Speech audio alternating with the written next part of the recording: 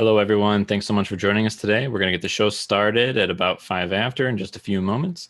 A reminder, as always, this is a free show, so do not feel obligated to tip. But if you would like to help us keep the music going, there are tip links in all of the various chats.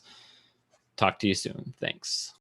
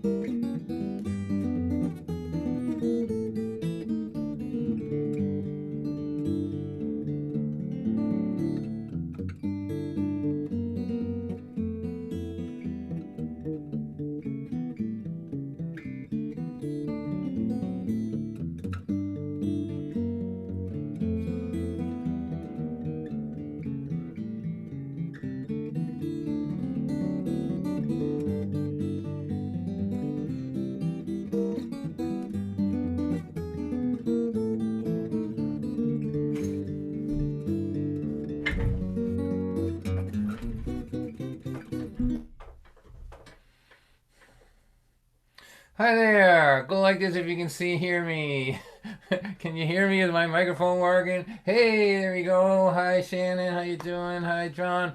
All right. Hello, everyone. So, welcome. It's Thursday night. Here we are trying to keep the music alive here. I want to say hello to the folks watching on Facebook and on YouTube, and those of you who are joining us here in Zoom. So, I'm going to talk a little bit about how the night's going to go, and then I'm going to introduce John Svecki. He's going to talk a little bit about the Second Friday Coffeehouse. I think that's and then I'll go ahead and play for till about 8:20 or so, and then after that, if you want to hang around with us, we're going to have an after party with some special guests and a song circle and a little chance to hang out. It's our how we simulate community here. So first thing is, those of you that are in the Zoom part of this thing, we'd like to unmute some of you if that's possible, because I like to hear some applause and laughter and not feel like I'm just performing to a screen. So if you are in a relatively quiet place, remembering that any sound that you make, including a squeaky chair or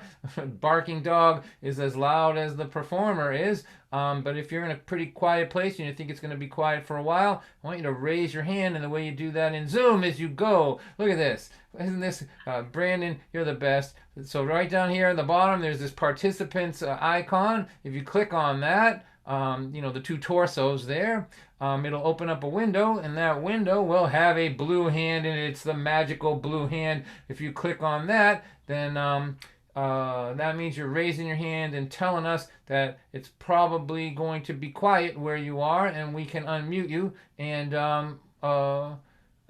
get you to interact a little bit, and so I'd like to get we don't have try to get as many as we can, just so that it feels good. So let's see what we've got over here now. So we've got a couple people unmuted. Let's see if we can get a couple more. Kate, why don't you go ahead and unmute? I know you're nice and quiet. You could do it. And so 1, 2, 3, 4. That's not too bad. 4, 5. So let's start with that. And this is how we test it. So I'm going to count to 3, and when I count to 3, all of you that are unmuted, I want you to laugh like I just said the funniest thing that you ever heard, so we can simulate an actual concert here. Okay, this is a big experiment here. 1, 2, 3, go ahead.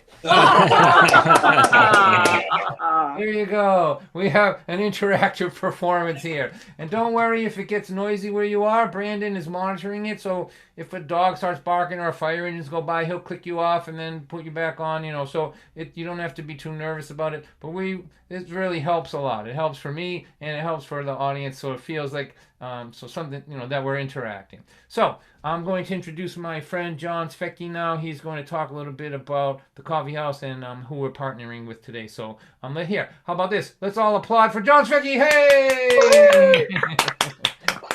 Thank you all very, very much. Really excited that you guys are here. This is the 35th year that the Second Friday Coffee House has been in existence. We're still in the middle of our 35th year. This is our 36th season.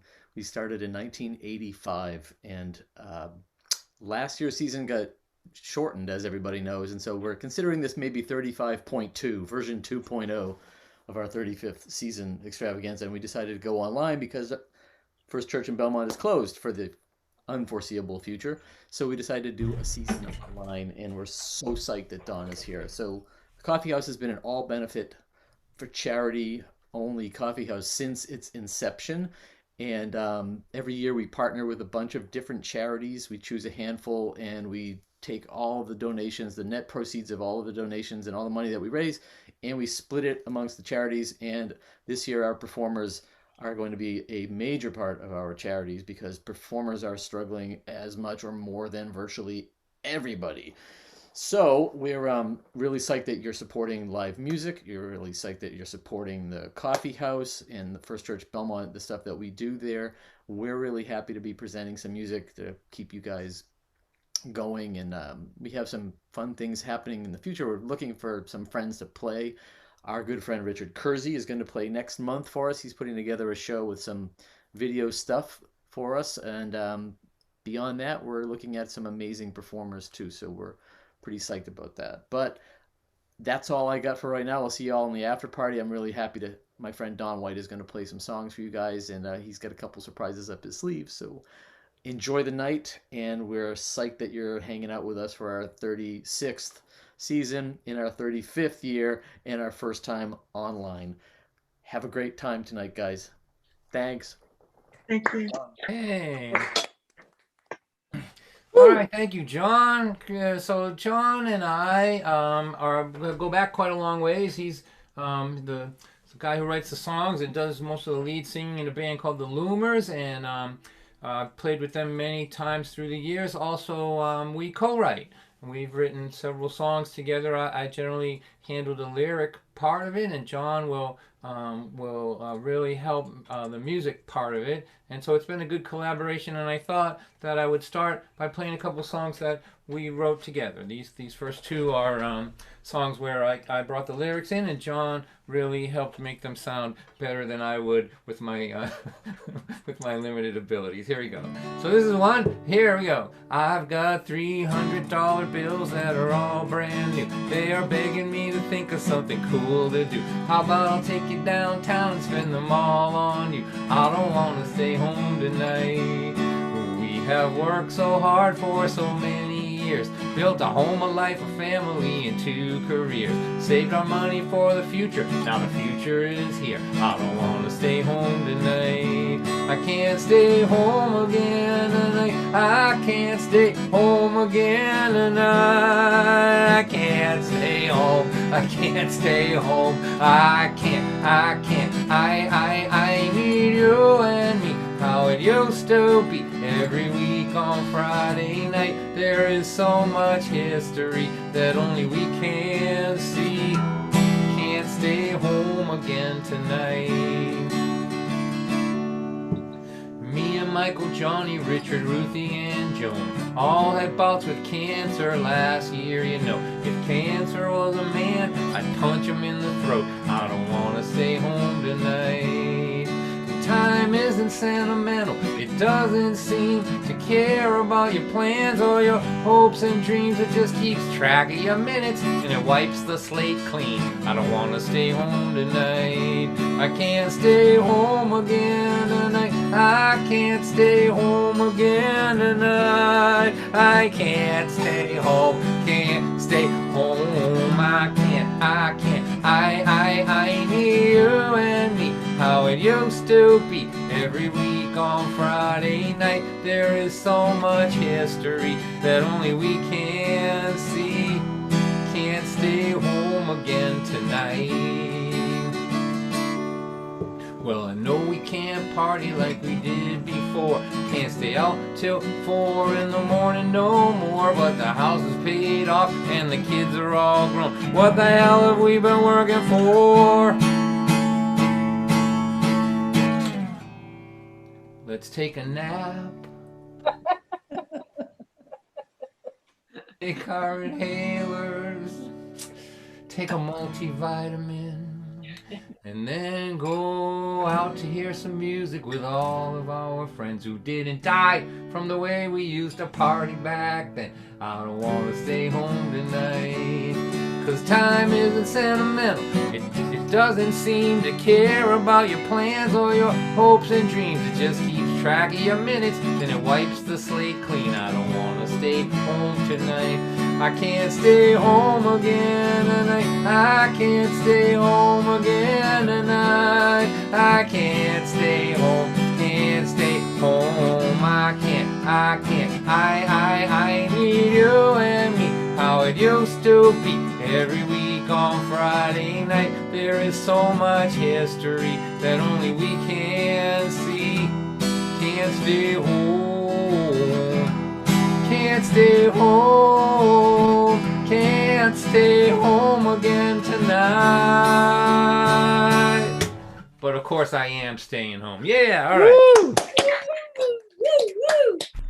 You know, when I was singing that, it reminded me of something. I was at an open mic not too long ago, like a virtual one. I like popping in there and just hanging out with people. And she's going to hate me for not... I think her name is Chris Bamer. I think that's the woman's name. I feel so bad if I don't have that right, but I'm horrible with names. But anyway, she came around to her and she sang a song about quarantine. And it went like this.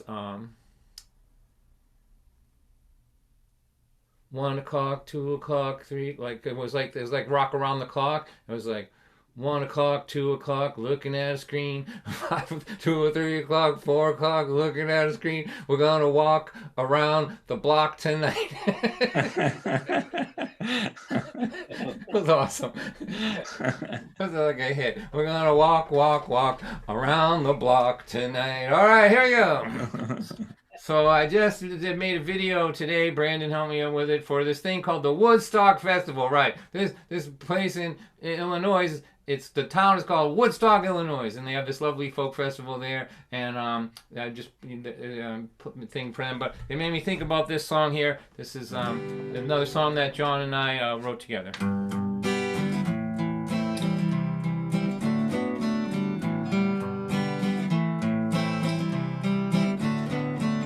Jenny's grandma went to Woodstock back in 1969. She keeps her ticket stub and a chunk of mud at her house in a little shrine.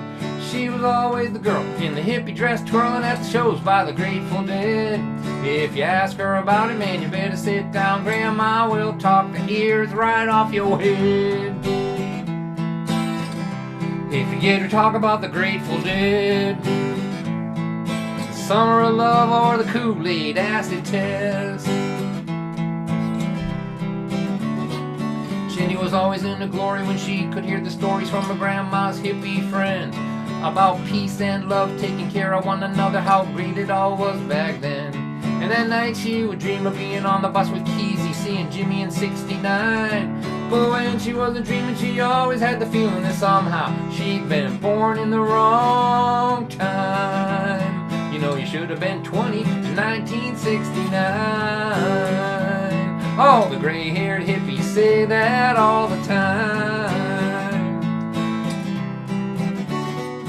While the cool grandchildren of the cool young women who danced in the Woodstock mud are sleeping on the beach in Montezuma, Costa Rica, having all kinds of fun singing. There's only 1 minute if you're not living in it, it's never coming back again. I love you, Grandma, but Baba Ram Dass never said, be there then.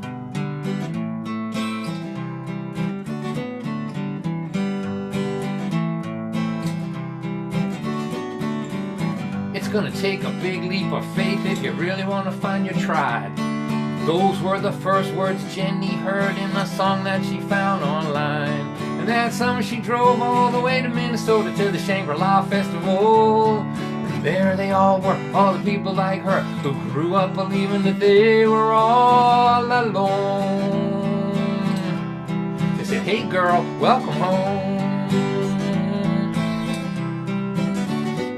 Because the cool grandchildren of the cool young women who danced in the Woodstock mud are driving down the road all the way to Minnesota, having all kinds of fun, singing Jimmy and Jerry are dead and buried and they're never coming back again. Love you, Grandma, but Baba Ram Dass never said, be there then.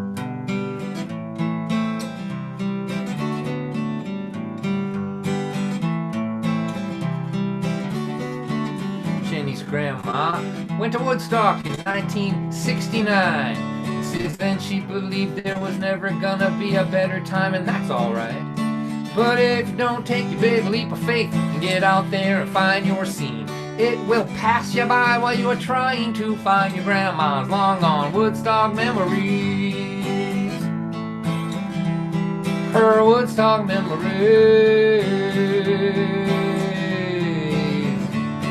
While the cool grandchildren and the cool young women who danced in the Woodstock mud are living on the beach in Montezuma, Costa Rica, man, having all kinds of fun singing. There's only 1 minute and not living in it, you're never coming back again. I love you, Grandma, but Baba Ram Dass never said, be there then.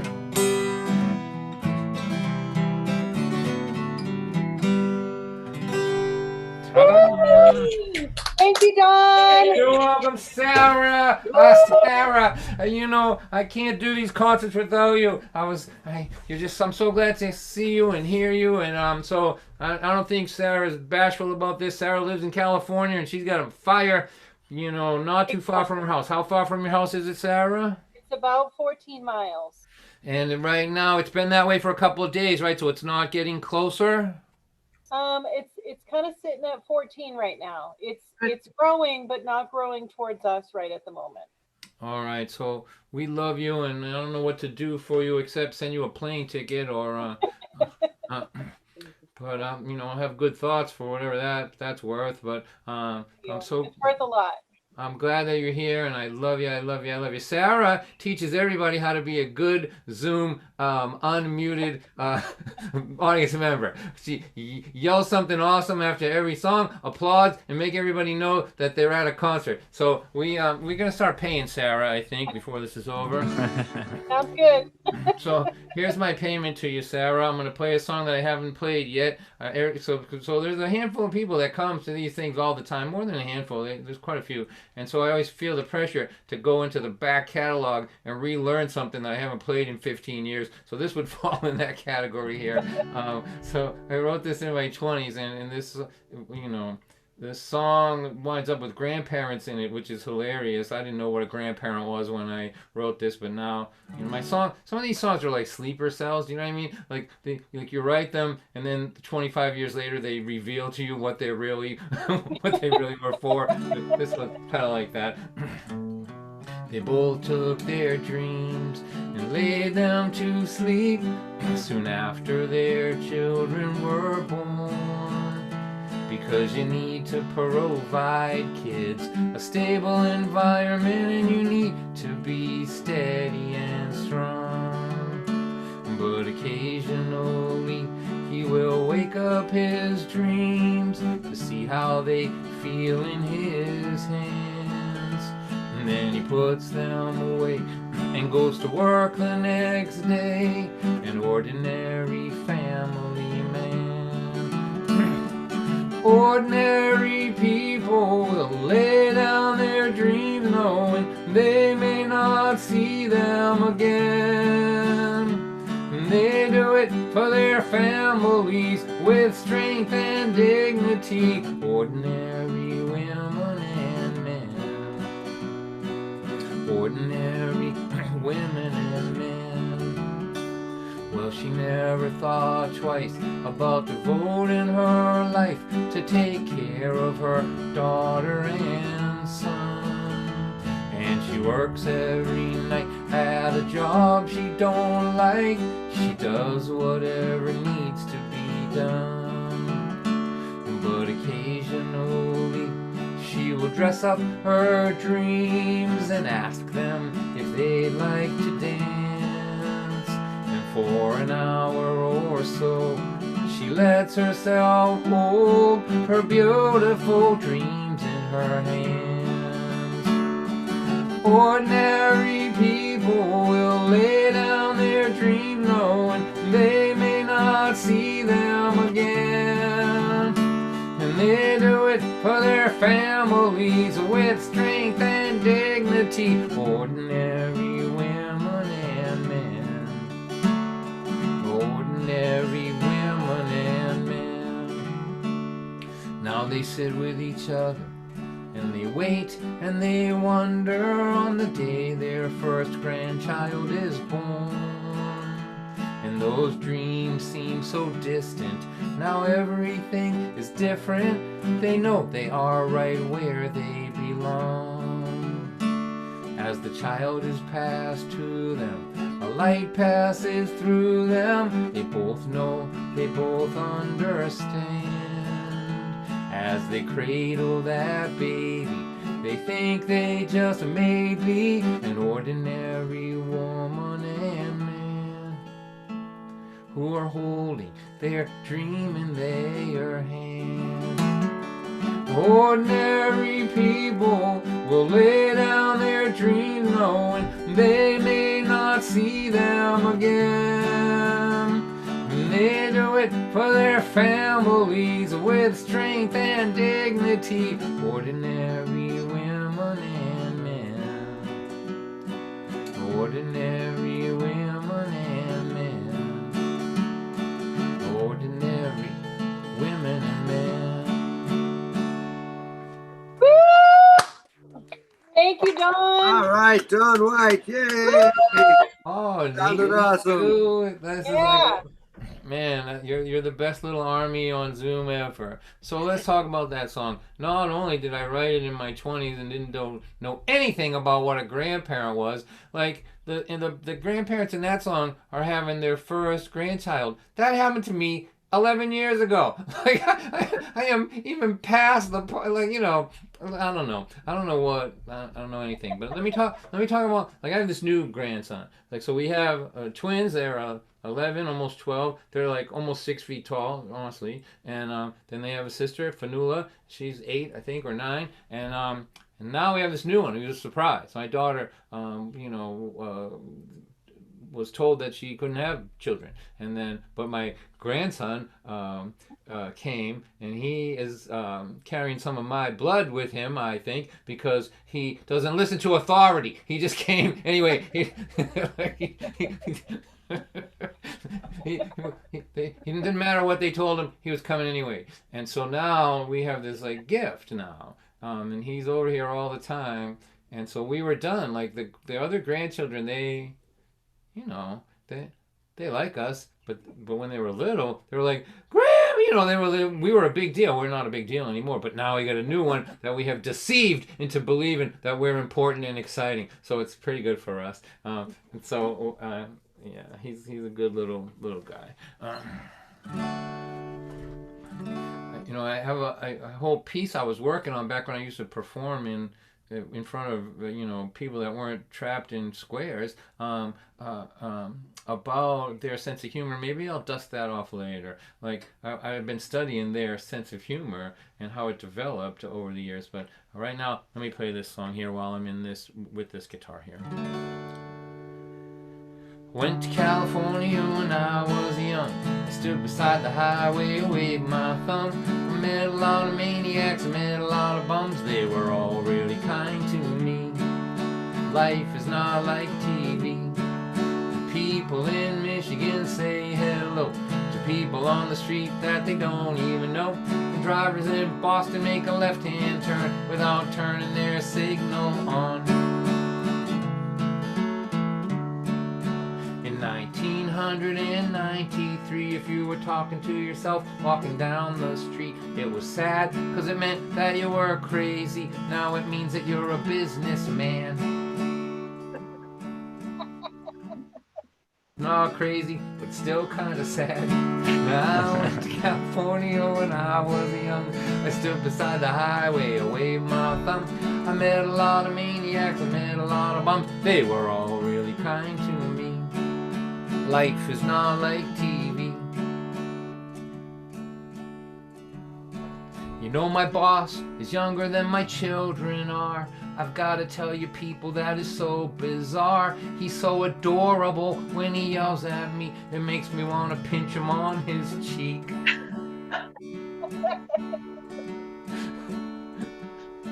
And say coochie coochie coo coochie.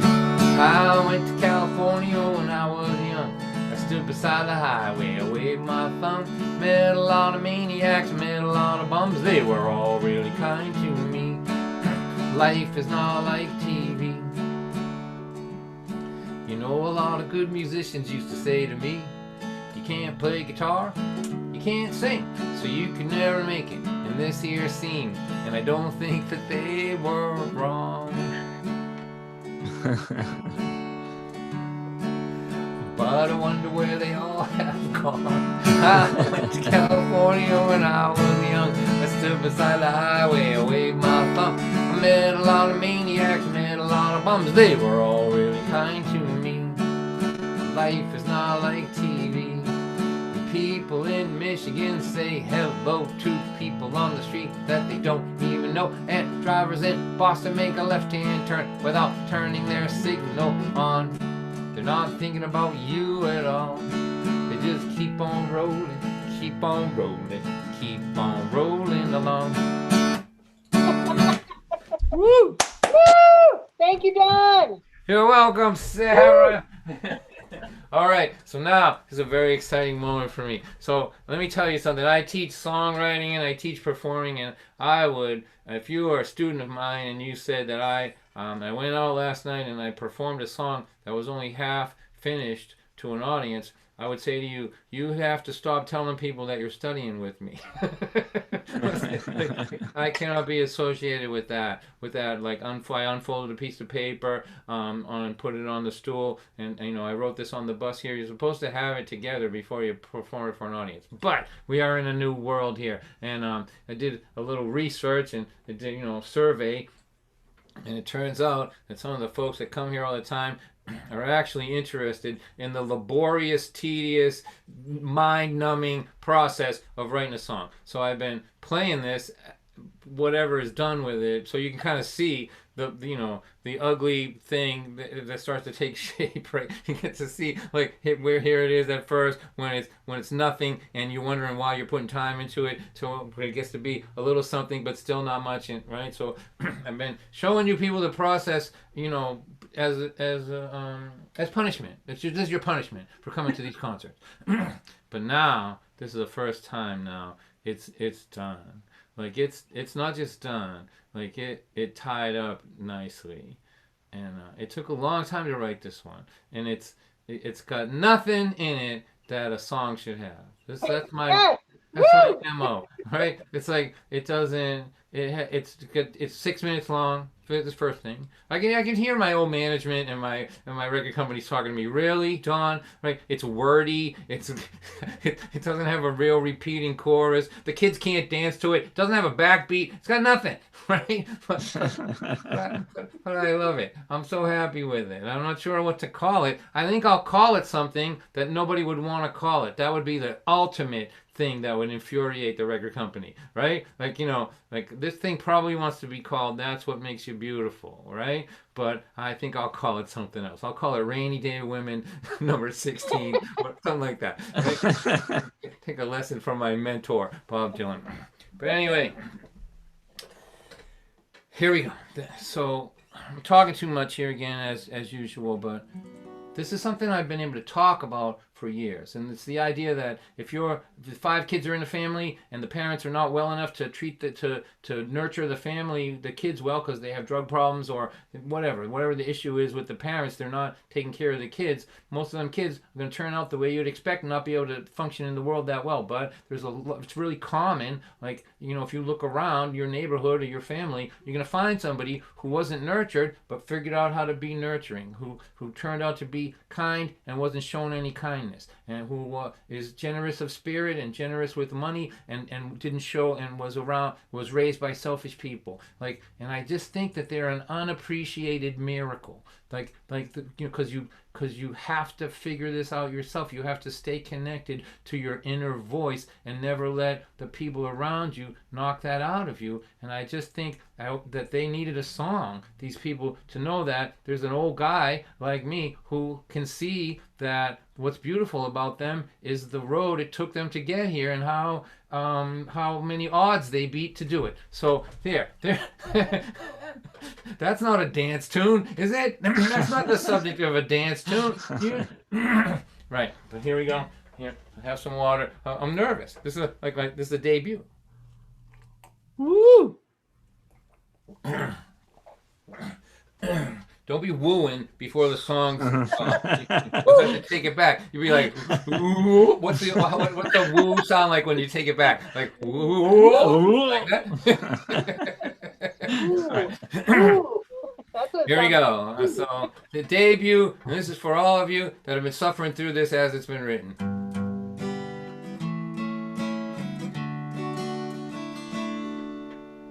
You were taught by your world that empathy and kindness were the kind of things that made a person weak. They said push and grab and fight every minute of your life and trample those between you and what you believe you need.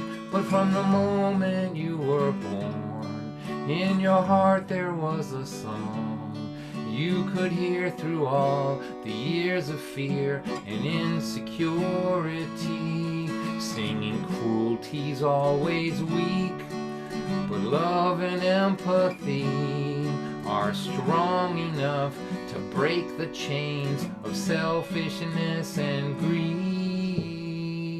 Gentle is the strongest thing to be.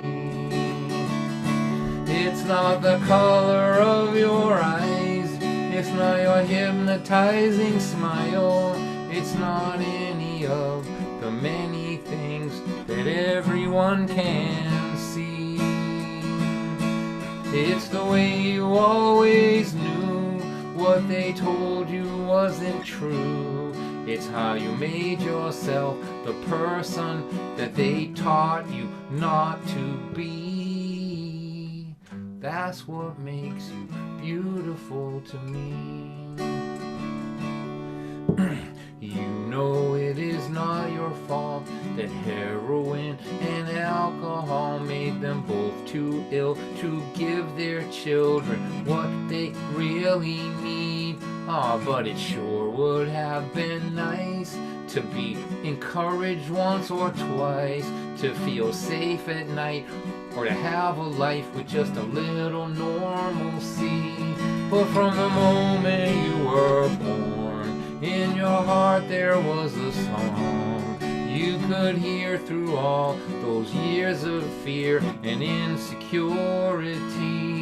Singing with hatred in your heart, you just remember who you are, and that underneath the weight of hate, your heart cannot be free. Forgiving is the stronger thing to be. It's not the color of your eyes, not your hypnotizing smile, it's not any of the many things that everyone can see. It's the way you always knew what they told you wasn't true. It's how you made yourself the person that they taught you not to be. That's what makes you beautiful to me. A young man's eyes find beauty in what is on the surface, not within. He will pass by what is beautiful to be near the thing that shines. But these old man's eyes see beauty in the story, in the journey. They've seen too much to be fooled by what attracts a young man's eyes.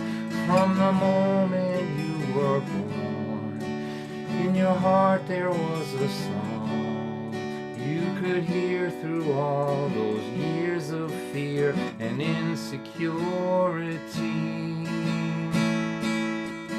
There is nothing that this world could do to crush the love inside of you under neglect, abuse, and selfishness. You were caring, kind, and generous. It is the lonely road that brought you here. It's how all alone you persevered. It's the defiance and tenacity of your heart song of humanity.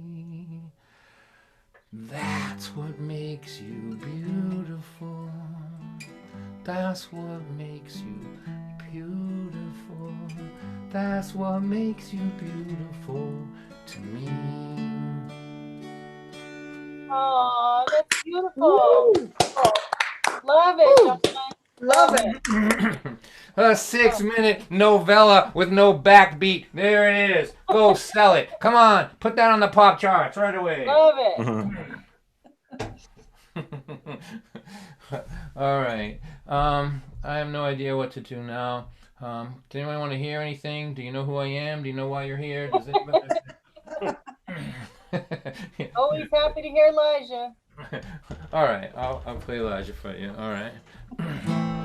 Let me tell you about the fall of '79. We were running out of money, we were running out of time. We wound up picking pears way over in Washington. For 8 months before that, we were hitching down the road with a dog named Elijah, 1 year old. Had that dog ever since she was a little pup. Now our baby was growing up.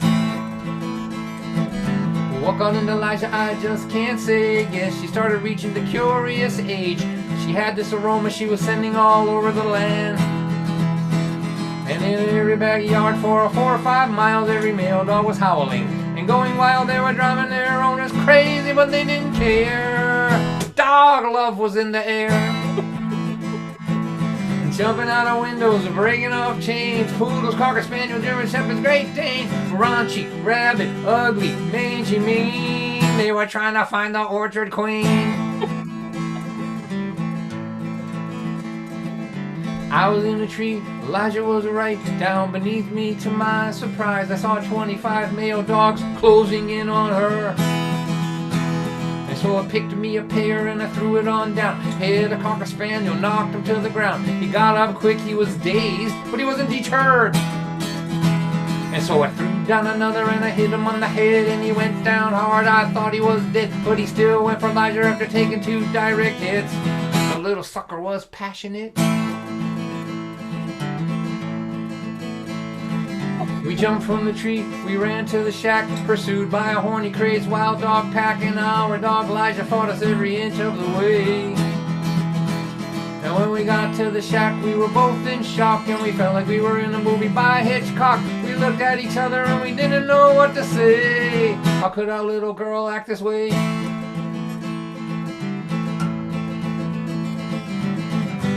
You try to bring them over right, you feed them Alpo and keep them tied at night. You try to teach them morals and teach them about society.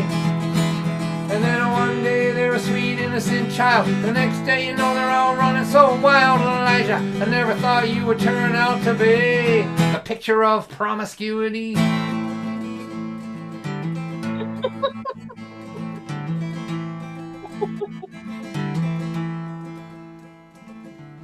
The next morning, I took a pair of my BVD underwear and I put them on Elijah, and I put her tail through the little hole. Let's all try to picture that if we could. And I let her run free in the orchard that day, and every male dog in Washington state took a try at Elijah, but the only thing they felt was a low-budget chastity belt.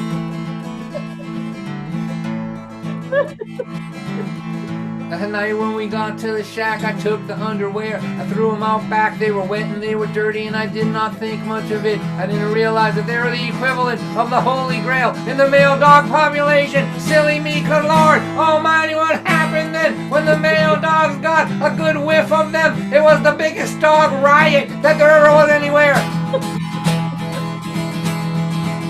Over Elijah's underwear. They fought and rumbled and they brawled all night. They were killing one another till the morning light. They were fighting to the death for the greatest prize anywhere. And when it all was finished, when it all was done, a Doberman Pinscher was the champion. He was wounded, but he looked so triumphant standing there with Elijah's underwear. He won him fair and square. They were torn to shreds, he didn't care. He looked so proud standing there.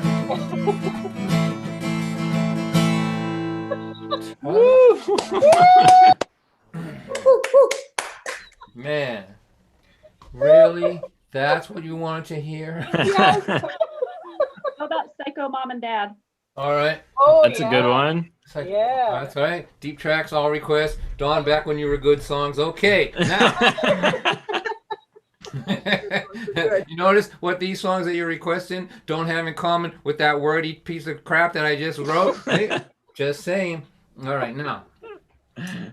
I just want to say something about that song, Elijah. That's actually a true story. Like, that's all true. We were hitchhiking, Really? and all that happened. I actually, but like, I just got an email from the ASPCA, and I played for them last year, and I conspicuously left that song out of my set list because it's got dogs getting hit on the head with pears. I don't think it's going to go good with that group. I think, so I'm not sure.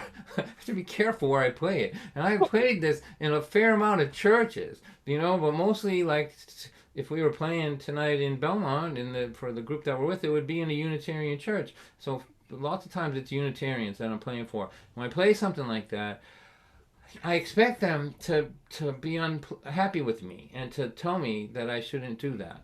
I expect that, but they're Unitarians. I don't know what you can say to make them mad at you. I've tried everything.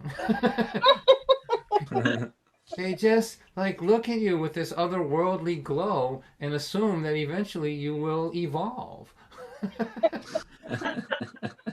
I don't know. I'm pretty sure if you see me 10 years from now, you're going to see the same one-celled organism that you're witnessing right now. All right? So with that in mind, let's play Psycho Mom, right? Here's another one. Thank you. Here's another one that, right on the edge of political correctness. You're not supposed to use the word psycho, right? Crazy, right? But come on, it's funny. All right. So I wrote this song when my kids were little, and they realized that we thought of us as hippies and peace-loving people, but they made us crazy. So they thought they were being raised by people that were, over the edge, right? I can't remember when I played this the last time. I really can't. Sorry. That's all right. Who wanted it? Say your name. Kate. Kate, all right. Kate comes every week. I'll play it for you. Anything you want. I can't say I'll play it well, but I can fumble through it for you, I think. Thank you. All right, sure. So here, I got a good story about this, so I'll tell you at the end, all right? All right. Okay. It's another Ram Dass story.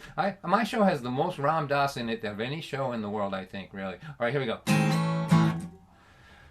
Well, Mama come home from work today. I tell you what she saw. Every toy that me and my sister owned was laying out on the floor. And the table was covered with peanut butter and half-eaten sandwiches. There was cereal bowls, an open jar of Memo, and an empty can of tuna fish. Dad was drinking a six-pack, he had 2 or 3 bottles gone. Sports page was laying on the living room floor, and the football game was on. When Ma tripped over my toy transformer, that pushed her over the edge. And that's when we knew she was turning into Psycho Mom again. She's screaming, I'm fed up, I'm finished, I'm through, I've had it up to here with all of you, I'm running away. Leaving today, I'm gonna join the carnival. But first I'm selling you kids for $1 a pound to a couple of cannibals. I used to be normal, used to be calm. Picking up after you animals, turn me into Psycho Mom. I used to yell that part, but I'm afraid I'll hurt myself. Concert's over, I can't sing no more. Ma was working and Dad was babysitting us the other night. Me and my brother started yelling at each other and we got into a fight. We were punching, kicking, scratching, pinching, pulling each other's hair. Just about the time we knocked the TV over, we saw Dad standing there. His blood was bubbling, he didn't say nothing, he stood there at the door. Me and my brother took a look at each other and we looked up from the floor. And Dad started to scream like a wild banshee and started pulling out his own hair. And that's when we knew he was psycho too, and we better get out of there. He's screaming, I'm fed up, I'm finished, I'm through, I'm running away. I'm leaving today, I'm gonna join the carnival. But first I'm selling you kids for $1 a pound to a couple of cannibals. I used to be normal, never got mad. Babysitting you animals, turn me into Psycho Dad. There's more. Can I remember it? That's the question. You think I'm just playing the guitar right now? I'm trying to find this last verse here. All right. For an hour, my mother and father were trying to keep us in bed. Me and my sister never ever missed a chance to play with their heads. We were using every excuse in the book to try to keep from going to sleep. She said, I'm thirsty. I said, I gotta pee. She said, I forgot to brush my teeth. We just got done with that classic one. Upon this fateful night, where you say it's too dark and they turn on the light and then you cry cause the light's too bright. Ma's eyes bugged out and Dad's head exploded and they both climbed up the wall. You should thank the Lord that you were not born to Psycho Dad and Mom. They're screaming, we're fed up, we're finished, we're through, we've had it up to here, all of you are running away. We're leaving today, we're gonna join the carnival. But first we're selling you kids for a penny a pound. To anybody that will take you, we used to be normal. You remember, don't you, dear? It was 1974. We were hitchhiking around America trying to find ourselves. We were peaceful, peace-loving people. We were reading Be Here Now by Ram Dass.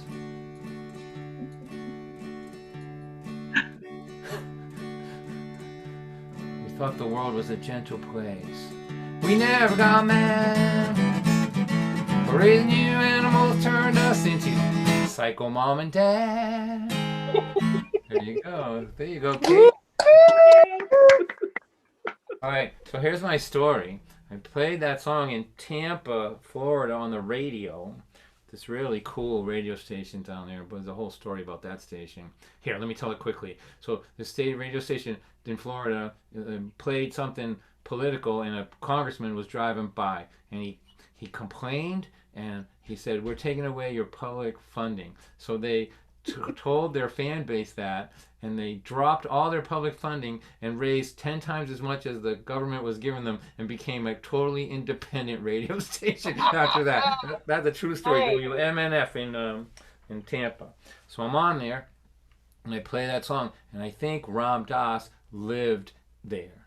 I do. I think he lived in Tampa. And I got an email from him. So I talked about that. We were reading Be Here Now by Ram Dass, and I got an email. It just said, still here, Ram Dass. Which, by the way, was the title of his new book at the time. All right. That's the kind of weird stuff that happens to you in this world. So I'm going to play this one more song. We'll take a break just for 3 or 4 minutes.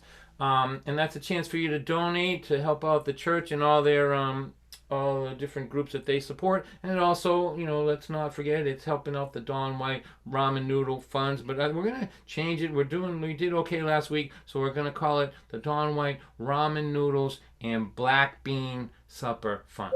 Ooh, moving on up. Right? Well, I think we can get now some noodles and some beans. I'm not bragging. I'm just saying. So we'll put this, what's called the splash, you know, the information up on the screen here for a few minutes. I'll go splash some water on my face. I'll come back and play to about 8:20, and then if you want to hang around, we'll have some really fun folks coming to see us. And when we get to the after party, for those of you that haven't been here before, it's really fun. It's a chance to see my old friends and to introduce you to new people, and to see, you never know who's going to show up. And also those of you on YouTube and Facebook, Brandon, if you don't mind, can you put the access information for Zoom no problem over there? If you guys want to come on over and be in the interactive side, you're welcome. If you want to remain anonymous over there and, you know, catch a cat video in between my songs or during my songs, that's okay. I'm okay with that too. We got that here. Kate's got her cat. Say that again. Say again. I said we got cat videos here. Kate's got her cat. Okay, right, good. You know, I've been upstaged by cats, dogs, children, everything. You know, an espresso machine. I got totally upstaged by that one time. All right, now, anyway. Don't miss the after party. It's awesome. Well, you know, and listen, Sarah is not a person to, I would say, blow smoke at you, but that's bad form, isn't it? Right now, yeah. So I'm using that term with Sarah now, Dawn. All right, so, but she would tell you the truth, and the after party is always fun. You know, it's just a chance to chat with some friends and to have it be less formal. But it doesn't matter if you're there or not. You know what I mean? Like, if you got a long ride home, go ahead, get a head start there. So this is a song, the title song from my album before this last one. It's called More Alive, and here you go. I lost my mother, I lost my father, well, I really didn't lose them. I know exactly where they both are. It's not like they went for a walk, took a wrong turn and both got lost. It just hurts less to say I lost them than to say they're dead. Betty May is 82. She's having more fun than me and you. All she wants to do is laugh and sing. She's the biggest flirt I ever seen. She still flutters those baby blues like she did when she was 22. So much mischief in those eyes. I never seen someone more alive. More alive, more alive, waiting on the other side of all the sorrow and the trouble in your life. There are so many sad goodbyes in a long and well-lived life. If they don't break you, they can make you more alive. When my mother died, I was so smashed up inside. I was crying like a baby. I thought the pain might kill me.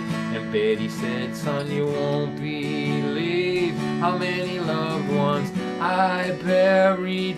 My father, sister, my brother, son, my husband, and my mother.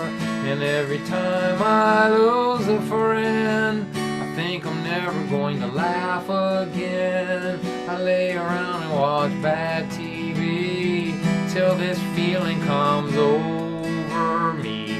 Then I put some music on and play my favorite song. Dance around my living room like I did when I was 22. And shake loose of that pain inside on the day when I decide not only will I survive, I'm going to be more alive. More alive, more alive, waiting on the other side of all that sorrow and the trouble in your life. There are so many sad goodbyes in a long and well-lived life. If they don't break you, they can make you more alive. She said, go ahead, feel your pain. Watch bad TV for days, but when you're ready to come out and play, you come see Betty May.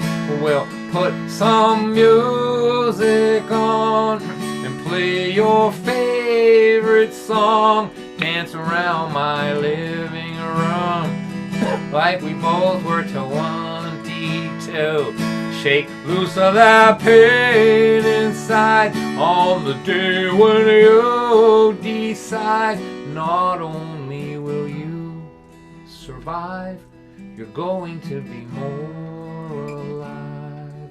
More alive, more alive, waiting on the other side of all the sorrow and trouble in your life. There are so many sad goodbyes in a long and well-lived life. If they don't break you, they can make you more alive.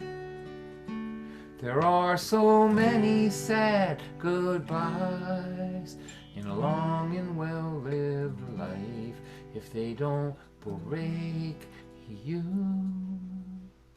in time they can make you more alive. Thank you, Dawn. That was beautiful. Beautiful.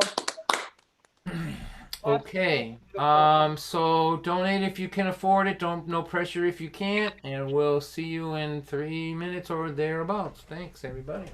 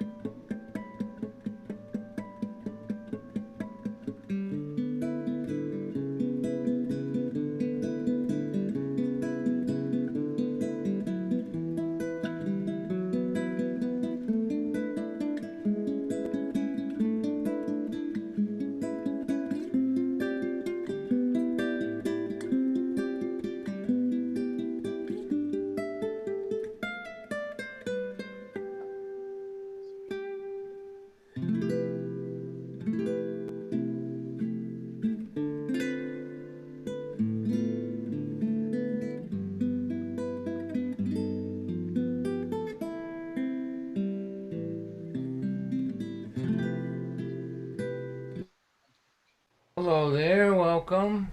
All right. So we're looking at the requests over here that are coming in. Shannon asked me to play Charlie and Maureen. That's one I will play. I'll have to practice that. Honestly, I tried to play it once a while back and just got totally lost in the middle of it. But I will rehearse that next time you're here, Shannon. I will play that for you. And for my friend Marcia, who's on YouTube, we decided, let's see, that YouTube is over here. So, hello, Marcia, over there. And that Facebook over there. Hi, Facebook people. Hello. Hi, Facebook. She wants to hear Sassy Brat, so I'll play that for her. It's for my wife.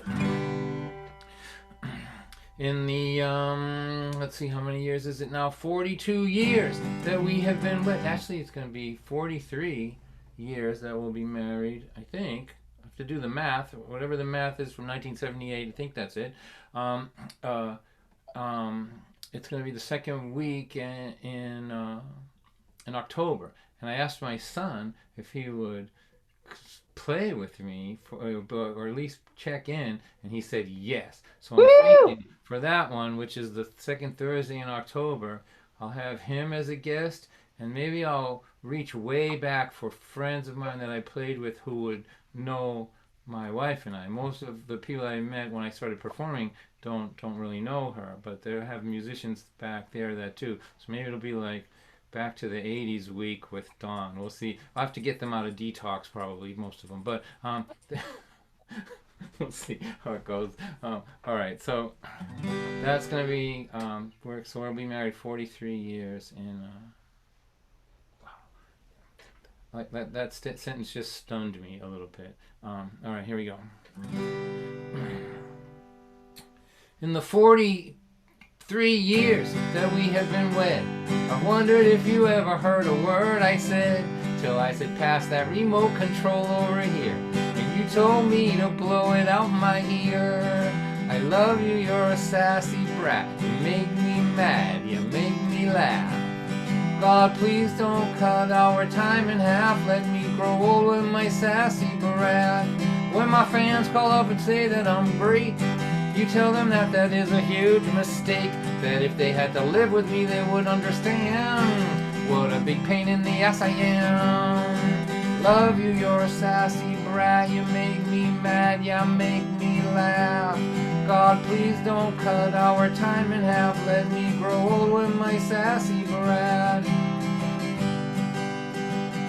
There are men who like women that they can dominate, that bring them breakfast in bed and always tell them that they're great. Well, my sassy lady never does that for me, but at least a life with her is definitely not boring. She says if you want me to believe that you're great, do a couple loads of laundry around here someday.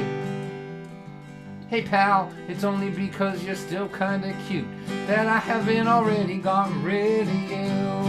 I love you, you sassy brat, you make me mad, you make me laugh. God, please don't cut our time in half, let me grow old with my sassy brat. You say the kids have both gone to the show, how about a little quickie before they come home? And I say, I suppose you think you're really slick, the way that you keep emphasizing little and quick. It's not that funny. I'm not that sure I love you, you're a sassy brat. You hurt my big fat ego and you make me mad. Please don't cut our time in half, let me grow old with my sassy brat. Sassy bratty lady has been hanging around here, driving me crazy. 43 years, if I could ever afford to see a psychiatrist, I'd ask him why the hell do I like being treated like this. We were in bed but we were still awake. You said I really love you in this life we've made. I said, hey, can I quote you on what you just said? And you told me if I did you'd punch me in the head. I love you, you sassy brat, you make me mad, you make me laugh. God, please don't cut our time in half, let me grow old with my sassy brat. I hope it's not too much to ask, let me grow old.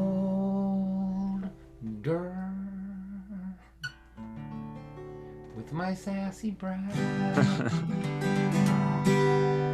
All right. All right, done. Thank you. All right. Job. Thanks, All right, Marcy, so this- for dancing. That's a good one for dancing. The kids, that's got a backbeat to it. All right, here we go. Now, I'm gonna, what am I gonna do? I'm not gonna read from my book because I don't have my book handy, so that's out. Now let's do this. Who's organizing this thing, for God's sakes? All right. We'll play this song for her. You know where?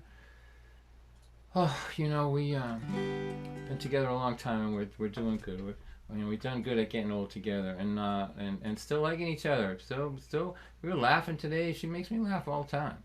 She so that's good, right? So here, this is a love song. Then we'll do one more thing and we'll be done here by 25 past probably for sure. Okay, so thanks everybody for coming. If you get a chance to donate, that's great. But anyway, here's one that I wrote when I was working 16-hour days and trying to figure out why I was doing it. What am I doing this for, right?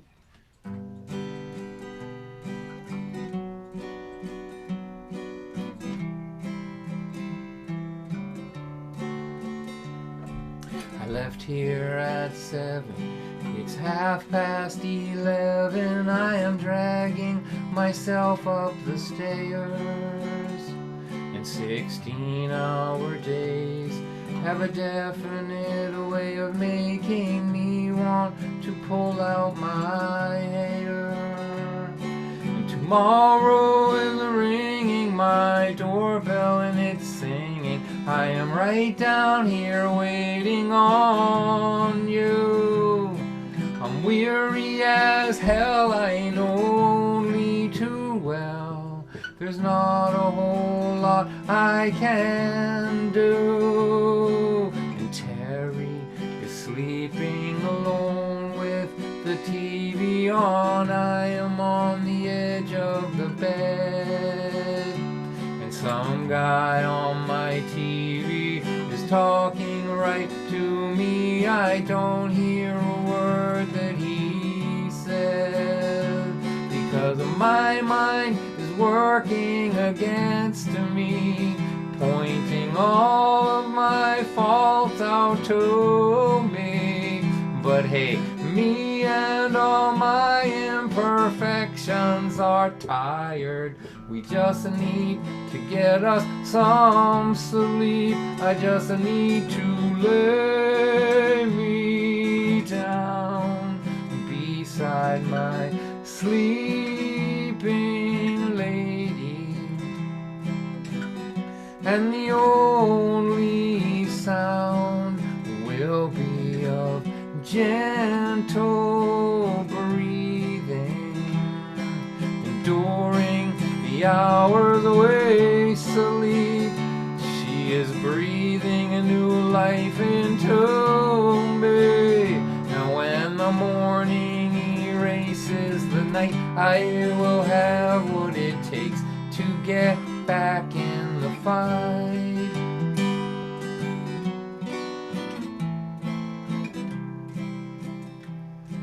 If her breath is heavy or light or unsteady when I lie beside her this way, my body naturally knows that it has to be breathing the very same way. Please don't ask me about being married. Oh, how could I ever explain to someone what it means to a man to lie by his companion, with their two bodies breathing as one? I just need to lay me down beside my sleeping lady. And the only sound will be of gentle gentle breathing. But during the hours we sleep, she is breathing a new life into me. Now when the morning erases the night, I will have what it takes to get back in the fight. When the morning erases the night, I will have what it takes to get back in the fight. Woo! Very done. Thank you. Woo! Some of you have heard this. This wound up on an album, so it's not, jokes you need to not know them for them to make you laugh, generally speaking, unless there's something wrong with you, or there's a certain age you can get where the jokes are always new, and I love audience members of that particular age, because it puts a lot less pressure on me for material there. But anyway, when I talk about what I think helps a marriage, to last a long time and not just survive it, but to be glad you're in it, one of the things I always say is that it's good if the person makes you laugh. And so I wrote that song, and I thought I was kind of poetic, right? I thought, I'm like, hey, maybe I'm a poet. This just seems poetic. I don't know, right? The idea, get the idea of it. You go out to work, you work a long day. The work that you do, the life that you have, drains the life force out of you. You lay beside your soulmate, and as you sleep, she breathes new life into you. I thought it was pretty good, I thought, and so I didn't play it for her. I never play songs for her. Just sit down and play them for her. If you're a songwriter, I'm looking around here at songwriters in the little squares. I'm recommending this to you. Do not do that. The possibility of the awkward moment is very high at the end of that song. What if she don't like it? What if whatever? What is she supposed to do? Give you a standing ovation? It's very uncomfortable. So what I do is I surround her with people. Like, she'll come to a concert if I'm opening for someone she likes. That's how it works. So show up, and so I waited till she was surrounded by people that nobody was writing songs for. See, that's what I'm thinking, right? And I said I would utilize the invisible pressure of that when she heard the song. So we played the song, and then we were driving home, long drive, and it was quiet in the car, and I could feel this side of my face. She was sitting over here. I could feel this side of my face getting hot. Right? I knew she wanted to say something, and she goes, that song? I go, yeah. She goes, do you want me to tell you what I think about it? I go, no. And this is what she said. And this is a really good indication of why I'm crazy about her, because I didn't see this coming. Like, I can generally see a joke coming. I'm in the business. I teach it. But this one, I almost crashed my car. She goes, you want me to tell you what I think about that song, about the breathing and all that? I go, okay. She goes, this is what I think. No wonder every morning I wake up exhausted. She's like, you're sucking the life out of me.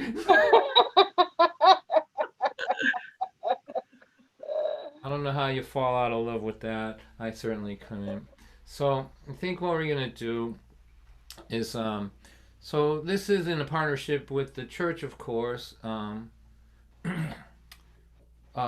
Did I tell you that this was the first church that I played at? We were talking about it before the show. I didn't mention that in the show.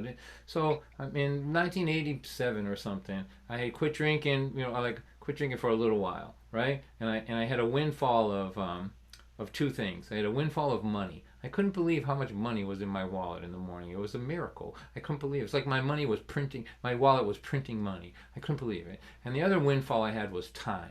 Like, I didn't know how people filled up all the time in the day once I quit drinking. I couldn't believe it. So I couldn't sleep at night. So I went out and I the first place I ever played music in Boston, or not in my hometown, in this scene that has given me this career, was at this church, the Second Friday Coffeehouse. Which, by the way, I think we're going to call it. What Thursday is this? We're going to call it the Third Thursday Coffeehouse for tonight, but that's a separate issue. But anyway, I went there because they said there was an open mic after the show, and I went, and it was David Goldfinger and Liz Brahm.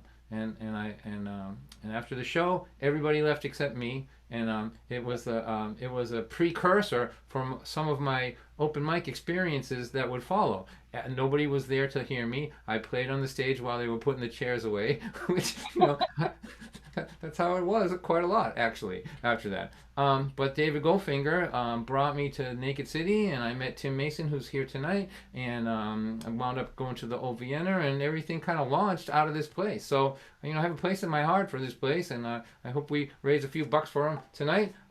Anyway, so John is my friend. He's been my friend a long time, and we play together in this band called the Loomers. It's their band, but they'll bring me in, and we don't get to do that anymore. So we put together a little something, and I think that we'll end this with this. This is a song called Angel in Pieces, and it's about believing in people when they're not well enough to believe in themselves. After this song plays, we'll throw the splash up for a minute, and we'll start the after party. And I can see we have some surprise guests too, like ones that I knew were coming and ones that I hoped were coming. So it's hang around if you want. We're gonna have fun whether you're here or not. All right. So thank you everyone, and let's do this one tune here, Brandon, and that'll do it.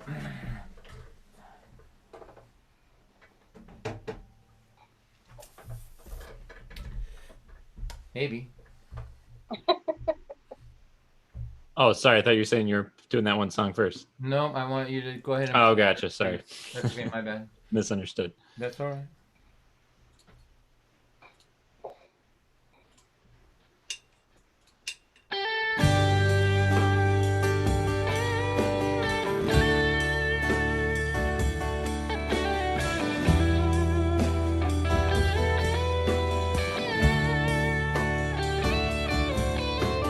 She walked across the room like she was walking off a cliff. In my mind I said, what kind of shattered angel is this? Her walk said, I've surrendered. Her face, I've had enough. Her eyes were holes, they were dark and cold. They said, I've given up.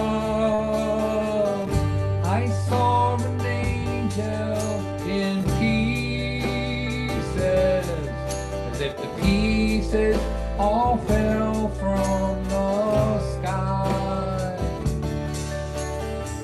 I said in my heart, I believe this sad angel someday will fly.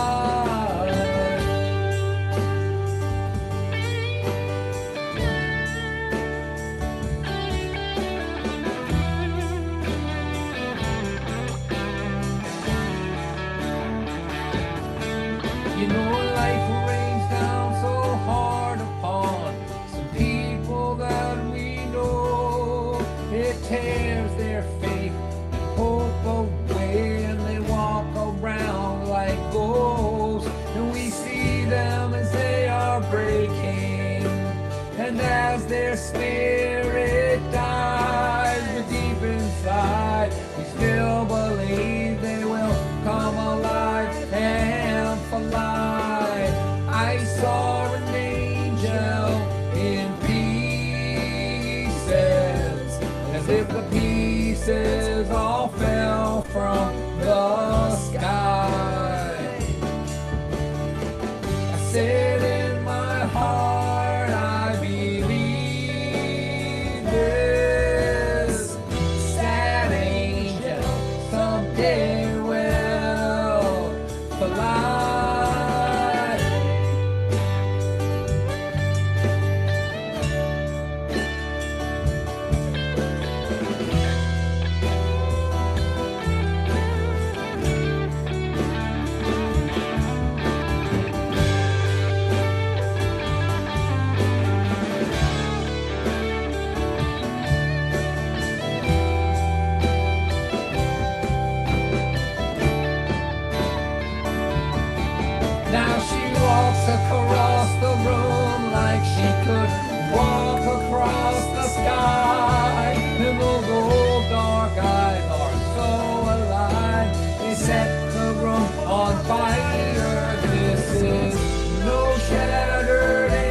angel. I say to myself, I feel Zuzu's pedal.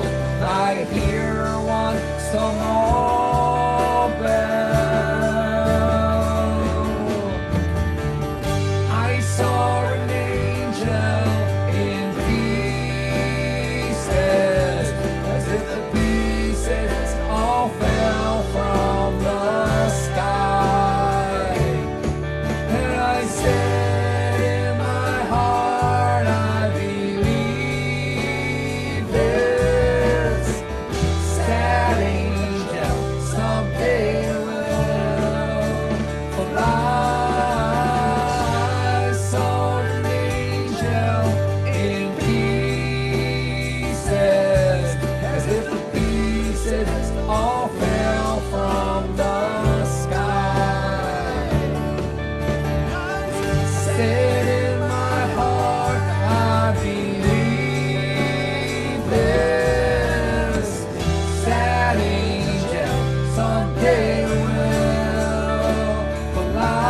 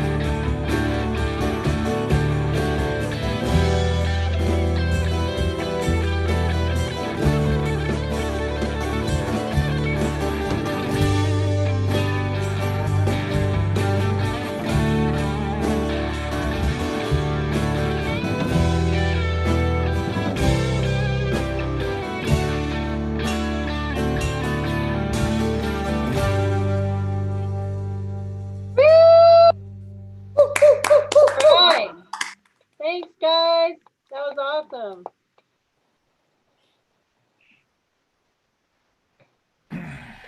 Nice. Woo! All right.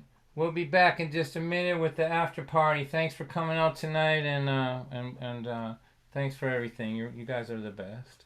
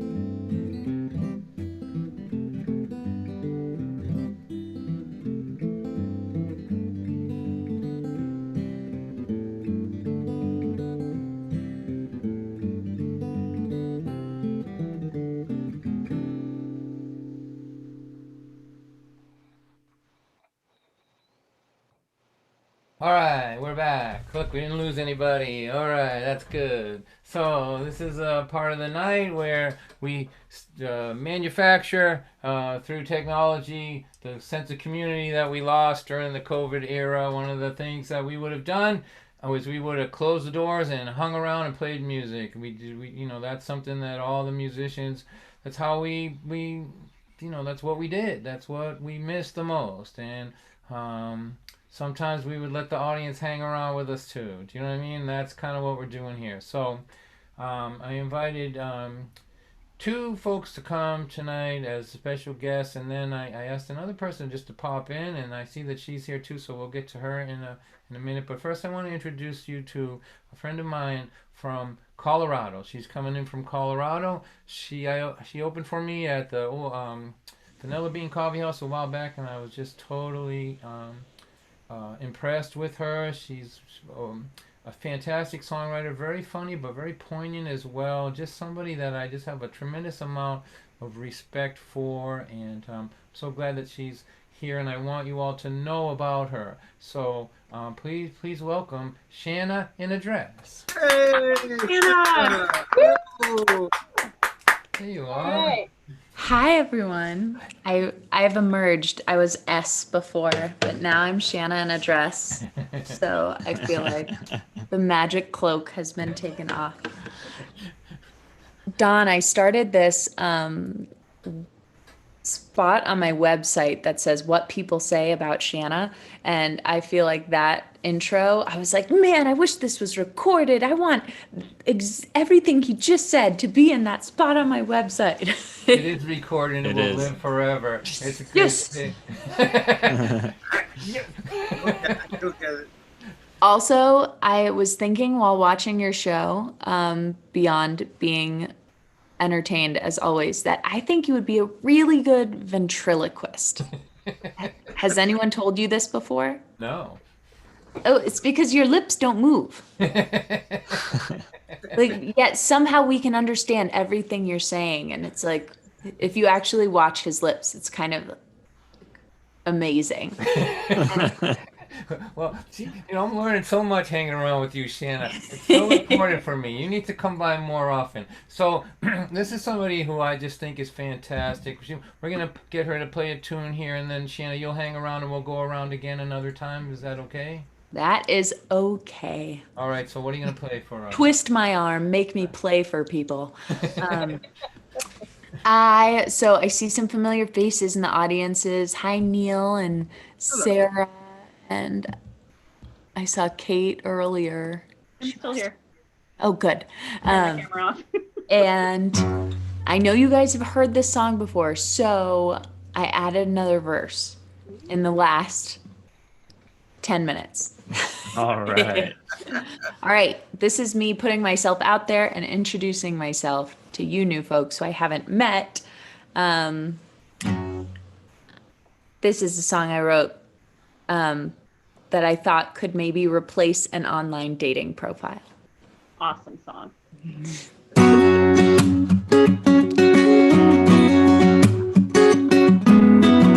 First date, oh, you have a nice face. It's small talk over coffee. We go over the basics, a bunch of little facts that really don't matter. I'll start with my family and with the data.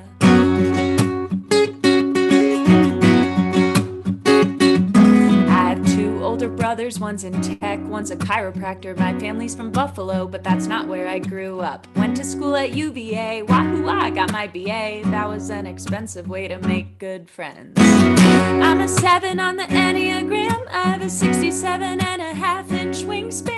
My birthday is 2/19, and I'm on the cusp of Aquarius and Pisces, but neither match much. Play 5 instruments, but only one of them well. I'm a size 10 shoe, and I never tell my middle name. I have 2 eyes and 1 persistent cough, and 10 toes only 'cause they cut the 11th one off. Do you wanna go out with me?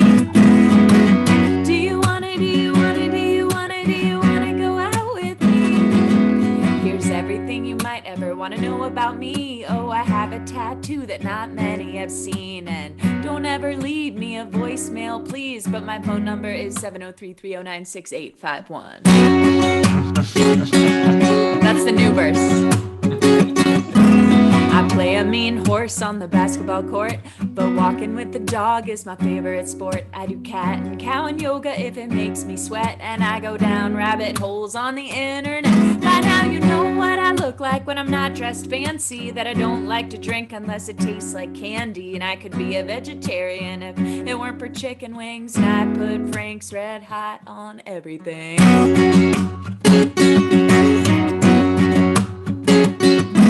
I get freaked out by people touching their eyes. I'm a realistic romantic who loves surprises. I'm obsessed with Taylor Swift. Someday we'll co-write a song. She doesn't know I exist. Maybe pass this one along. Do you wanna go out with me? Do you wanna go out with me? We've been hanging a few months. Maybe we'll make it. Things I should have said up front, but I guess I waited. Oh, I didn't date till really late in life. I think marriage is a sham, but I still want to be a wife. I think I want kids because I like them a lot, but I'm afraid I can't afford them unless my career takes off. But if it does, maybe it's okay if I don't have them. I'm afraid of childbirth and leaking outside the bathroom. It'd be a bonus if you could balance out my stingy boss, which is this guitar. I'll only marry for love. I'm not shallow, but I can't deny that my pockets are. Do you wanna go out with me? Do you wanna go out with me? Let's set it straight. It's like the 28th date. By now you know my clock runs 10 minutes late, and I burn what I cook, and I never make the bed. But if you're still listening, maybe I haven't scared you yet. I twist, break my hair, it drives people crazy. I'm messy and I'm the best at procrastinating. Do my half of the chores less than a quarter of the time, but I'll forgive your weaknesses if you overlook mine. I can be immature, but it's not always bad. I'll get you to laugh and flash you when you're sad. Got a good brain on my shoulders, a good heart in my chest. If you can stimulate those, I'll let you stimulate the rest. Do you wanna go out with me?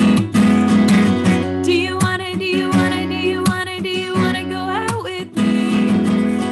What if this song was like COVID-19 and it spread across the nations and they'd all know me? And when they lifted the quarantine, I'd be overwhelmed with applications, need a committee to screen. So don't apply if you're in love with 45, and if you're not into my music, this is never gonna jive. I think this could be a good way to save some time. If you like wacky songwriters, I could be your bride. Do you wanna go out with me? Do you wanna go out with me?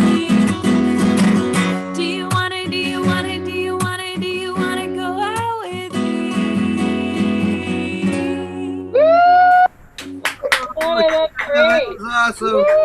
That was awesome, Shanna. Nice. Great. Shanna, you're awesome. You are just, I'm so glad to know you, and I'm so glad that you're out there doing it. I really, I'm in your corner. I always got you in the back of my mind when opportunities come up, and so just let's hear it one more time for Shanna Address, please. Great. Nice of you. All right, so Shanna, just so you know, that phone number is going to be on the internet for all eternity, just so you know. That's why I said it really fast. All right.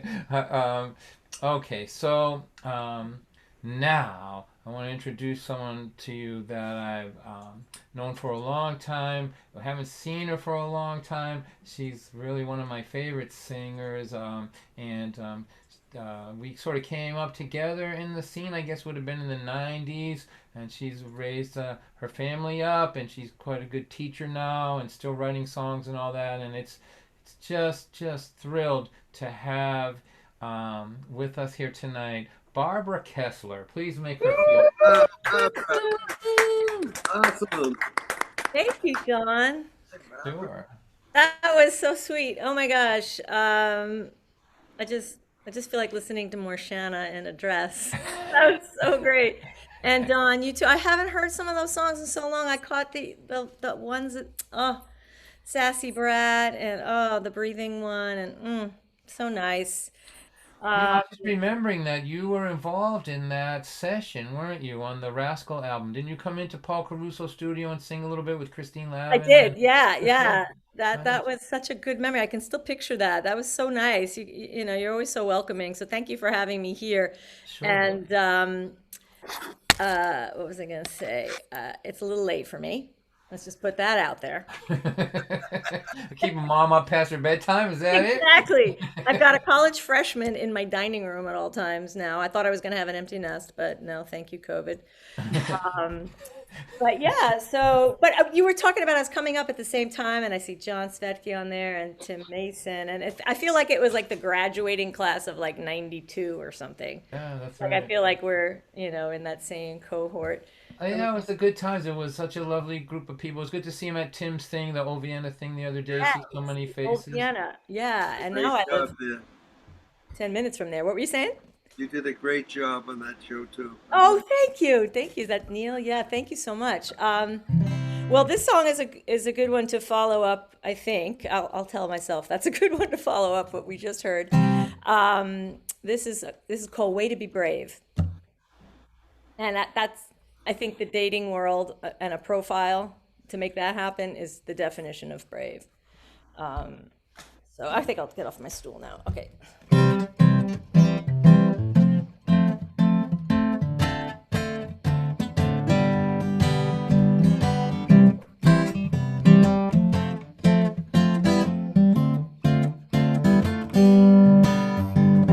So many ways to be brave. So many faces to save. Don't worry what anybody thinks. Oh yeah, but you take after me, and that stinks. I know it's hard to be strong. You don't want to be wrong, but it won't be long before you see, you know the way to be brave.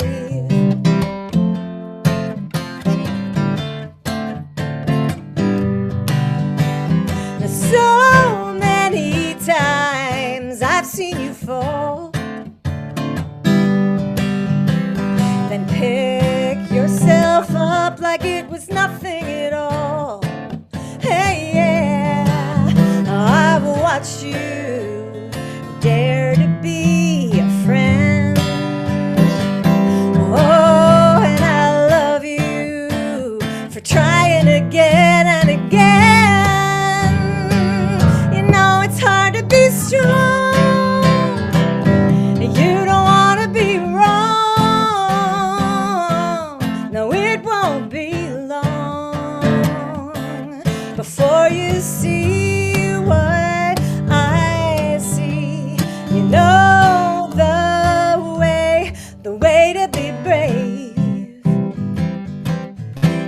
Well, I marvel at the way you conquer the day. Well, you're a superstar, just the way that you are.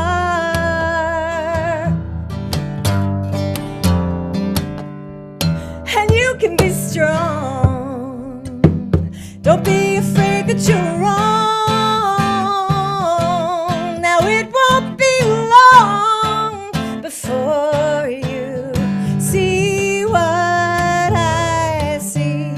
You know how to be. You know the way to be brave.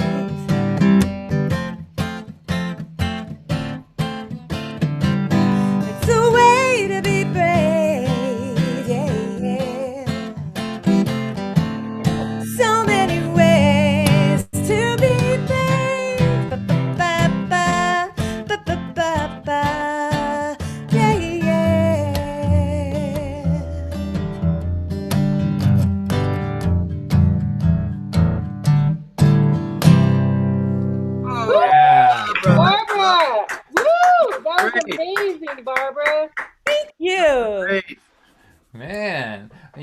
saying this during sound check. I forgot how much I love listening to you sing, man. That was just awesome. So, Barbara, will you hang around? I know it's past your bedtime, but we'll go around one more time. We'll get you a cup of coffee, maybe, or something like that. No, I think I'm getting revived. Thank you. I will. Good. And then we'll talk about your teaching and your business that you have. Okay. Sweet. All right, so let's hear it one more time for Barbara Kessler. Thank you. Wow. After party celebrities. Awesome. Woo! All right, so now this I went to Neil's open mic and I'm on Monday. So Neil asked me to come and play a few things at the ROM open mic or Rosendale open mic, which is I recommend very highly. And I like going to open mics. Before all this, I would go and just sit in the back. I like watching people learn how to play, and I just like being around people who are working their way up. But one of the things that I know is almost always true, and Neil, you could confirm this, I guess, just by nodding your head, that almost every open mic, there is something that happens that nobody can believe what just happened. And so I'm going to introduce you to Michelle now, and I'm not going to take a stab at your last name because I don't want to say it wrong, so you can tell me how to say it. But this is somebody who came and sang, and it just floored everybody. And I don't think she had been at the open mic before, and I just asked her to drop by. So first of all, how do you say your last name, Michelle?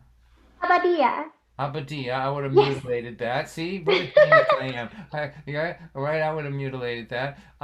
So Michelle is. I don't know what to say about you except that I had seen so much music that week, right? Including Tim Mason's thing, which was 4 hours long with all my friends in it. And you were the best thing I saw all week. You just floored me. So I'm building you up too much now, I guess, right? But, oh my God! I'm gonna crash! Okay, but it was just great, and I just wanted people to see you and hear you. So if you'd be so kind as to play a song for us, I would love that. So let's give her a round of applause, please, Michelle. Hey, Michelle. All right, Michelle. Great to see you again, Michelle. Yeah. Again, and thank you so much for the welcoming, beautiful, kind words that some of you had for me tonight when they saw me. So I am, my main instrument is my voice. I'm a soprano and I'm a guitarist. And I'm also a linguist. So I do several things in my life. And I don't exactly write songs as often as most of you do, because I'm kind of a little embarrassed of what I write. But I don't know, I think you guys are inspiring me. I may start doing that more often. In the meantime, I'll sing a standard. I get a kick out of you.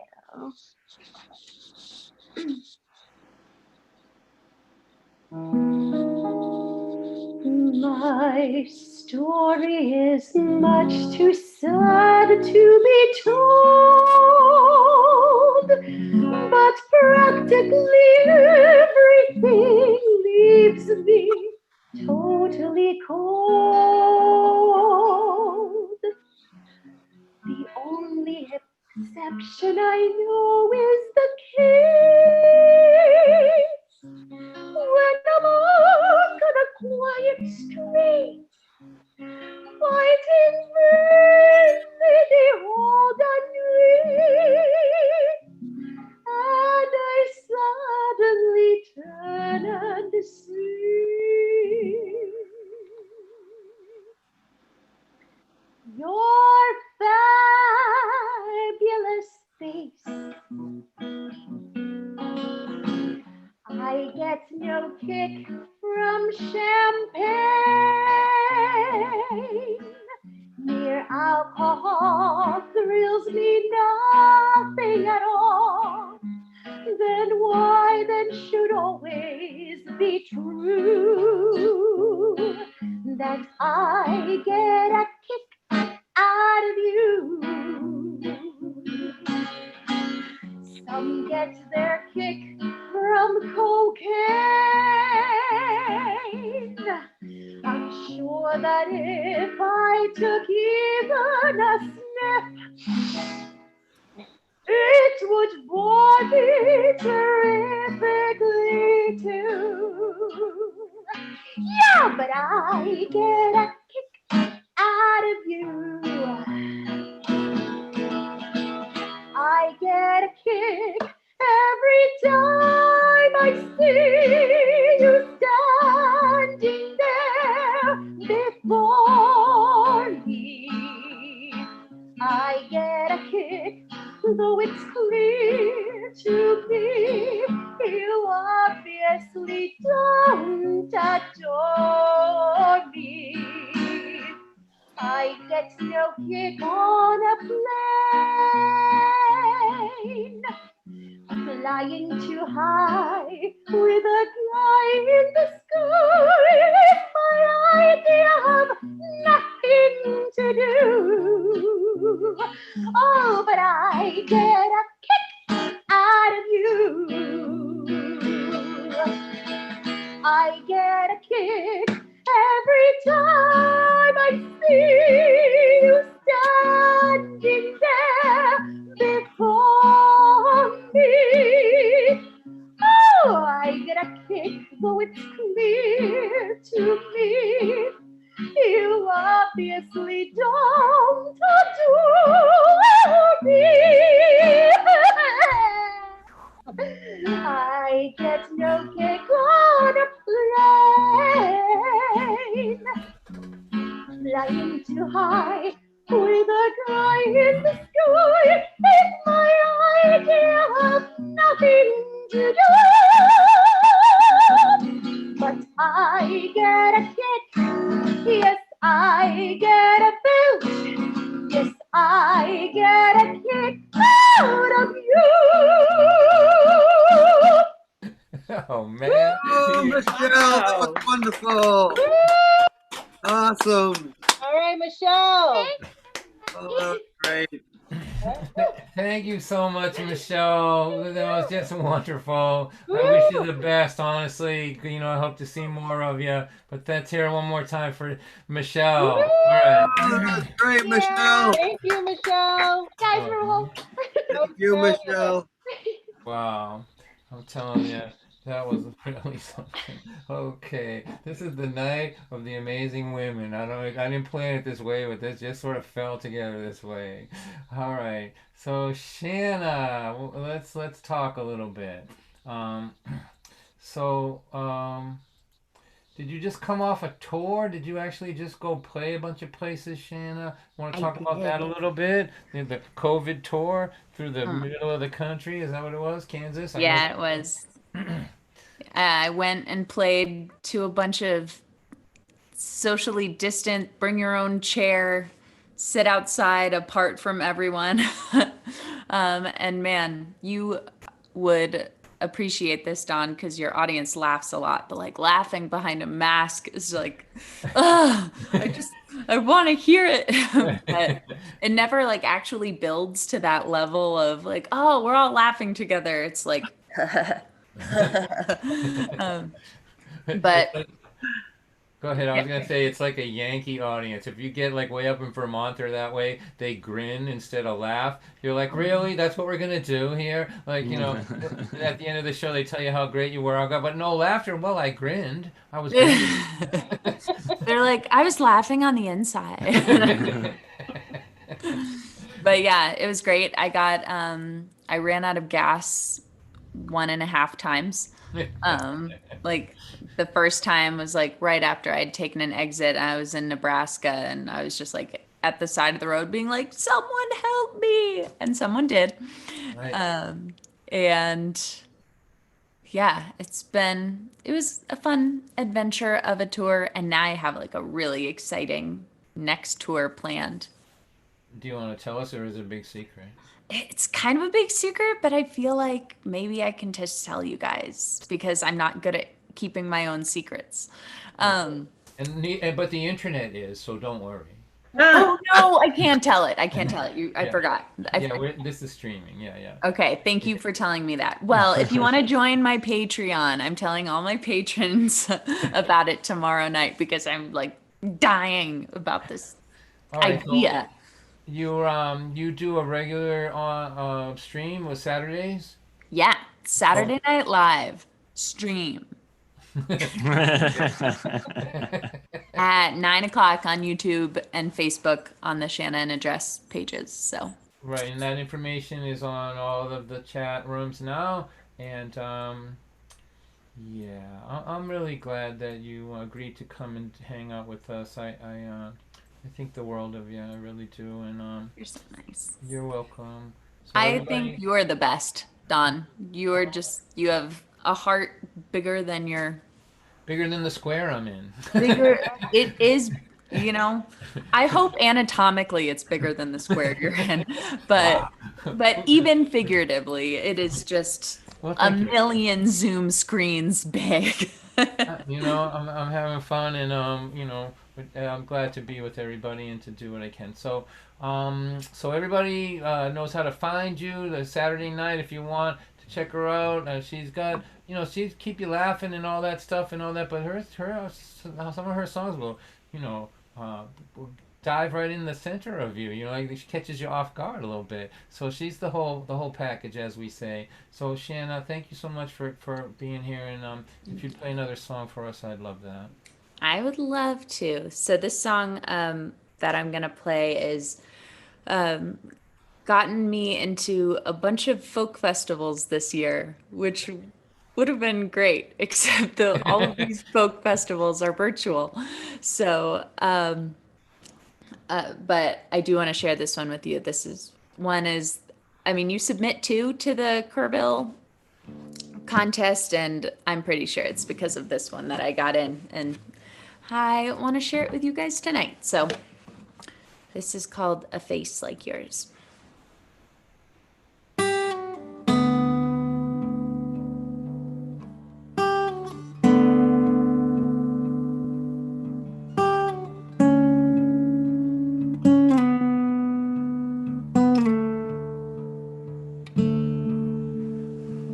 I remember being sick, just a little kid, a thermometer in my mouth. You said you'd better stay home, so I did.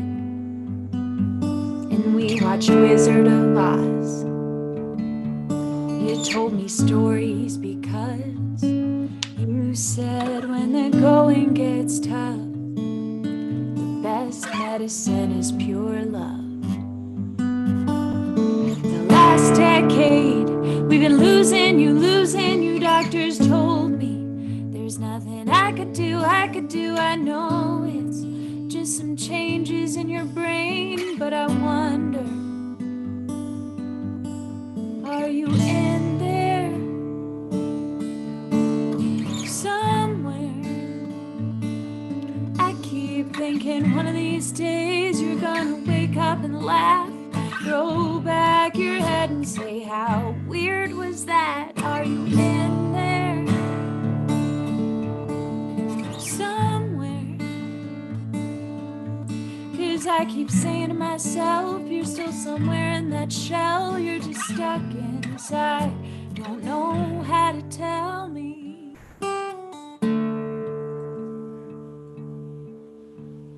I remember the day you didn't remember my name. I tried to touch you, and you'd move away.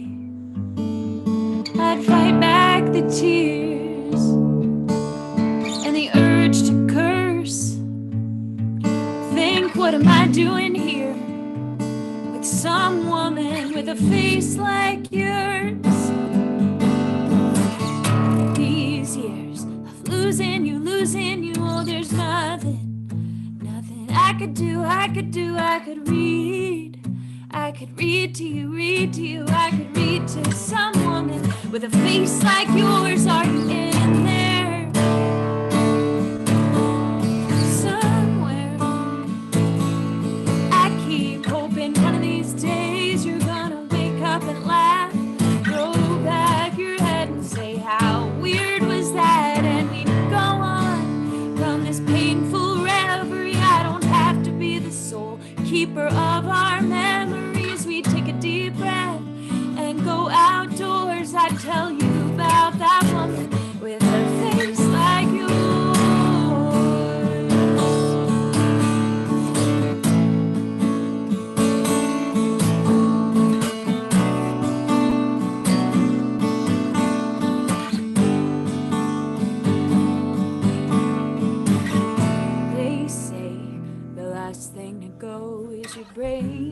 forget how to swallow, and my aunt put a dollop of pudding on your tongue.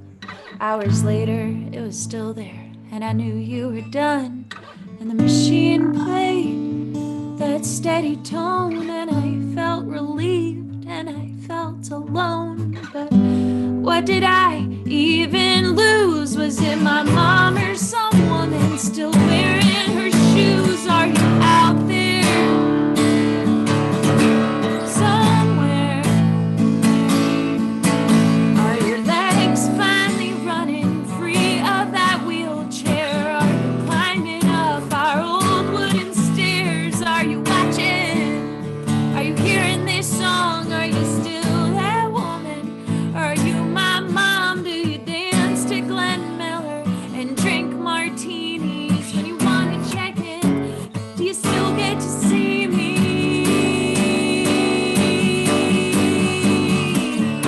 You said when the going gets tough, the best medicine is pure love, and I gave it my all.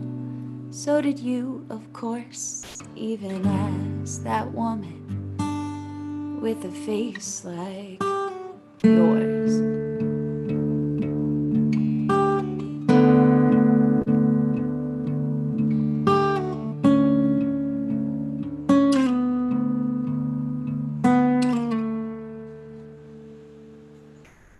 Oh, Shauna, that was beautiful. Beautiful, Shanna. Thank you so much. Oh, thank Wow. you so much. That was beautiful. Very touching. For listening. Yeah. You made me speechless, which is not easy. I don't know what to say now. That was 10 kinds of awesome. Nice job, Shannon. You know, it seems to me that somebody will grab that and make you some money with it if it gets a wide enough reach. I mean, you know, that could be a country song, it could be anything. It's just nicely put together, beautiful work. Thank you for being with us. Thanks for the energy that you're putting into the world. You know, don't be a stranger. If you've got something to promote, just pop by on Thursday, even if it's jammed up and there's a lot of people. We'll get you in for a tune and let you talk about what you got coming up. So we're here for you, Shanna, in a dress. Thank you, thank you, thank you. Thank you. Thanks, guys. Yeah. Thank you. That was Awesome. beautiful. All right, let me get back to my pal Barbara Kessler. Barbara, did you drink some coffee? Are you good? Or how are you doing? Don. You're not gonna make me follow that, You Don. want me to play something in between? I'll do it. Donna, that was just so heartfelt and just beautifully constructed, like you said, Don. I love the guitar, your open tuning and your finger work on that. It's just really. Thank you. You know, it's great to be around people that are doing good work. That's It is. the way to look at it. Well, you know, I haven't really been writing too much. I mean, you know, mostly what I've been doing is teaching. So let's talk about that a little bit. So, I kind of transitioned into that after Elena, who's now my college freshman. In 2012, I put out my last recording that I did, and just between having, you know, her home still, and Amelia was still home at that time too, and the way the world had changed between albums, I was like, what do I do with this? I put my heart and soul into these recordings, and I don't, you know, and I happen to live in an area, you know, Phil and I, we live right across from the schools here. He teaches drums, I teach voice, guitar, songwriting, ukulele.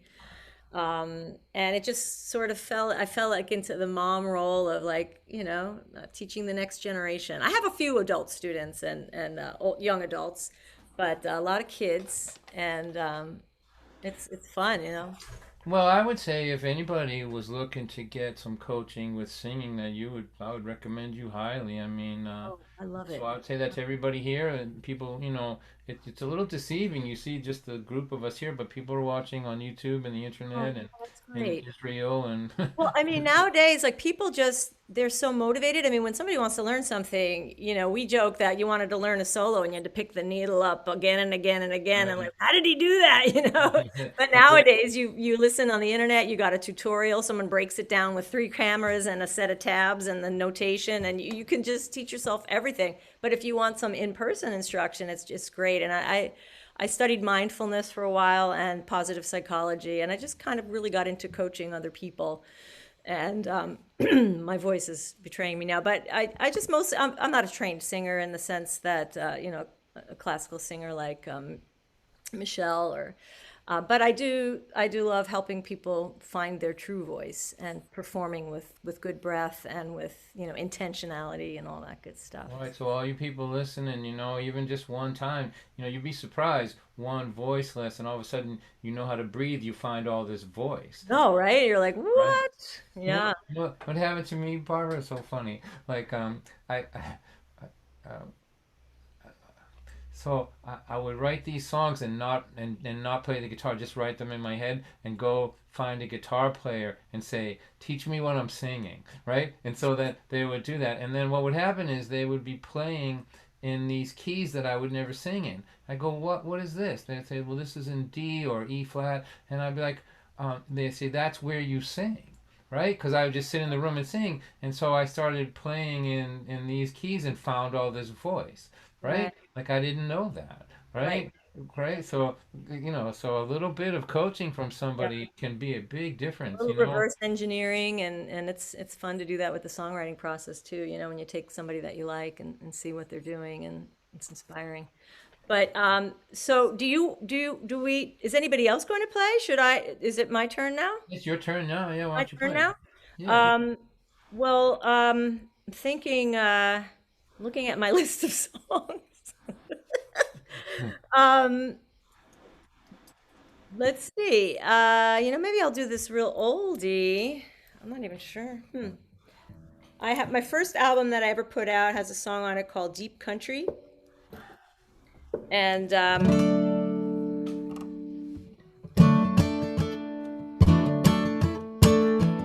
think I'll do this one.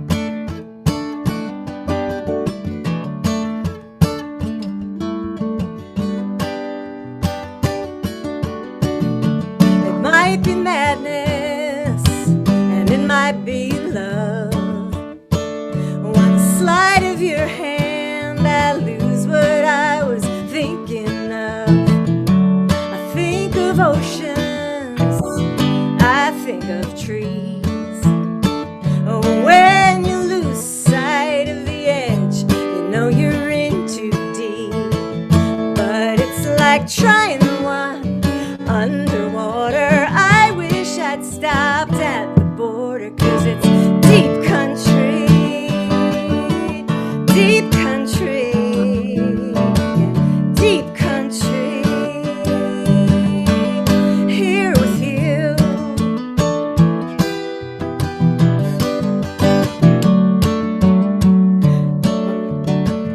My mind's half empty and my heart's half full. Show the dark side of this soul, will you still feel its pull? At times it's too much responsibility. Let's make a deal, and you stay you and I'll stay me. But it's like trying to run underwater. I wish I'd stopped at the border, 'cause it's deep country.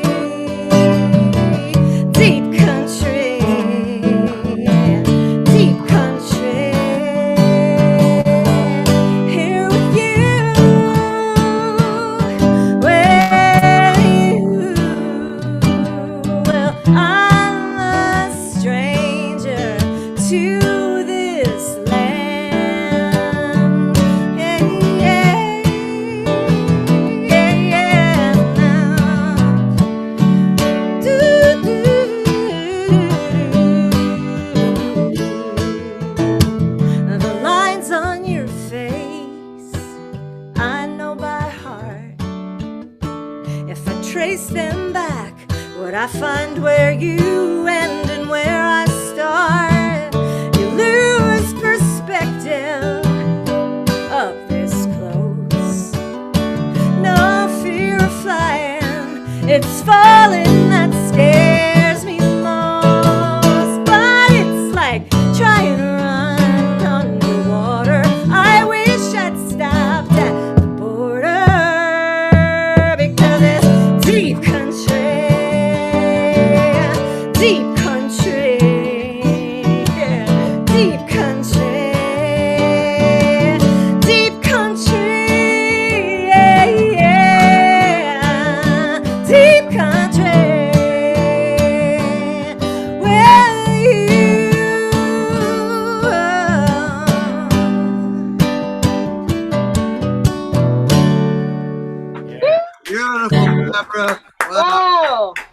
Thank you, Barbara. Great, great. Woo.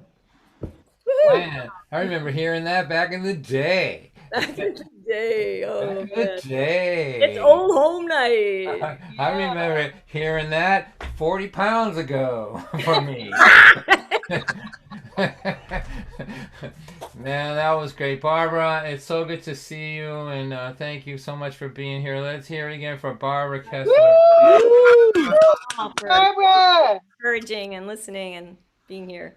Yeah, well, Barbara's information is there if you want to talk to her about guitar or voice or mandolin or whatever. I mean, she's been around a long time and she knows what she's talking about. So I recommend her highly. So thank you, Barbara. So this is what's gonna happen here. I'm gonna get my friend John to play a song. I'm gonna try to wrap this thing up, and I think maybe I'll ask Michelle to do another one, and I'll do one. So we're looking at another 15 or so minutes for those of you, one time I was going to bed at 11:30, and my daughter was 23, and she's putting eye makeup on in the bathroom. I'm like, "What are you doing?" She's like, "The band goes on at midnight." I'm like, "On Tuesday? Really?"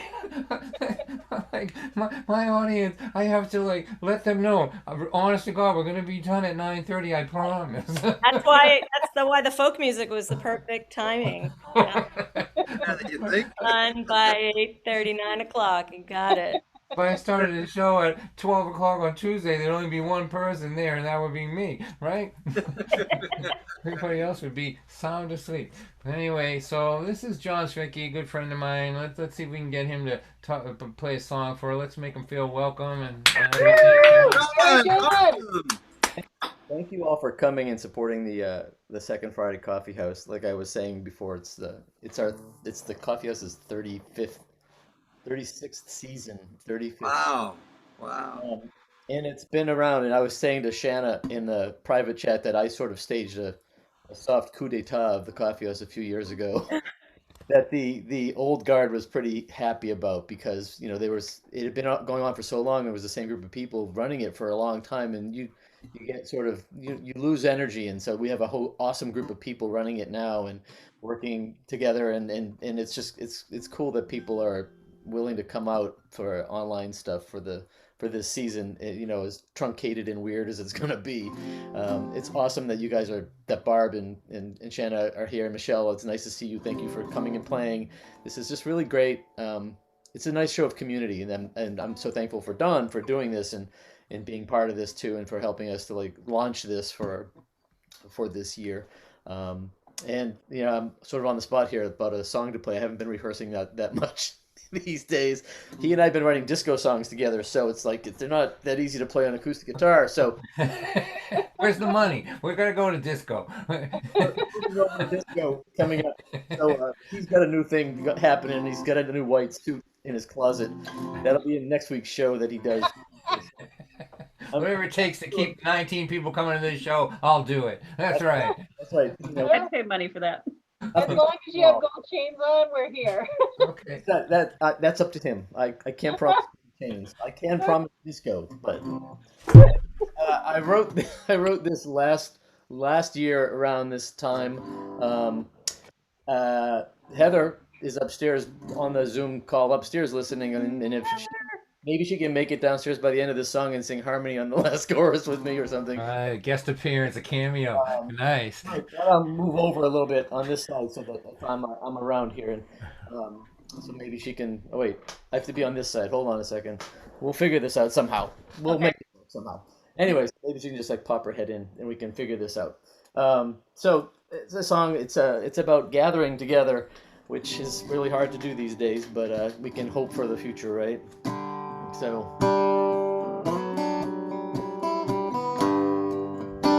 thanks again, everybody, for coming and all that.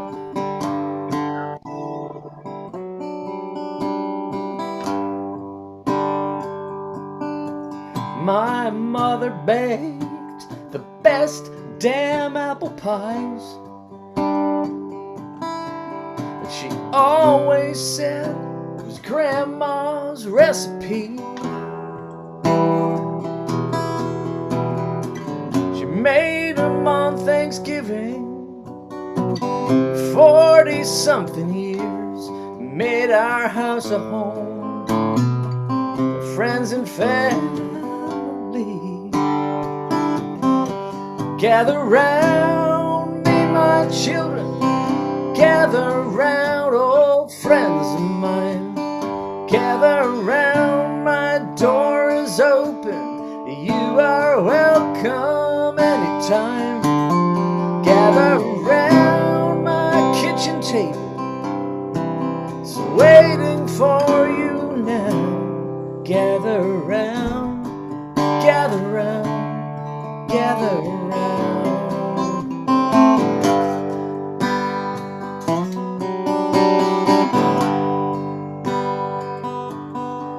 My wife sings like an angel, and that's no lie.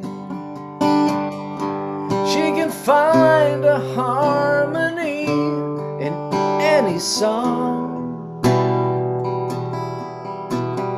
And when we sing together, man, the whole world disappears. But everyone around us wants to sing along. Gather round me, my children, gather round, old friends of mine. Gather round, my door is open, and you are welcome anytime. Gather round, our basement concert is waiting for you now. Gather round, gather round, gather round.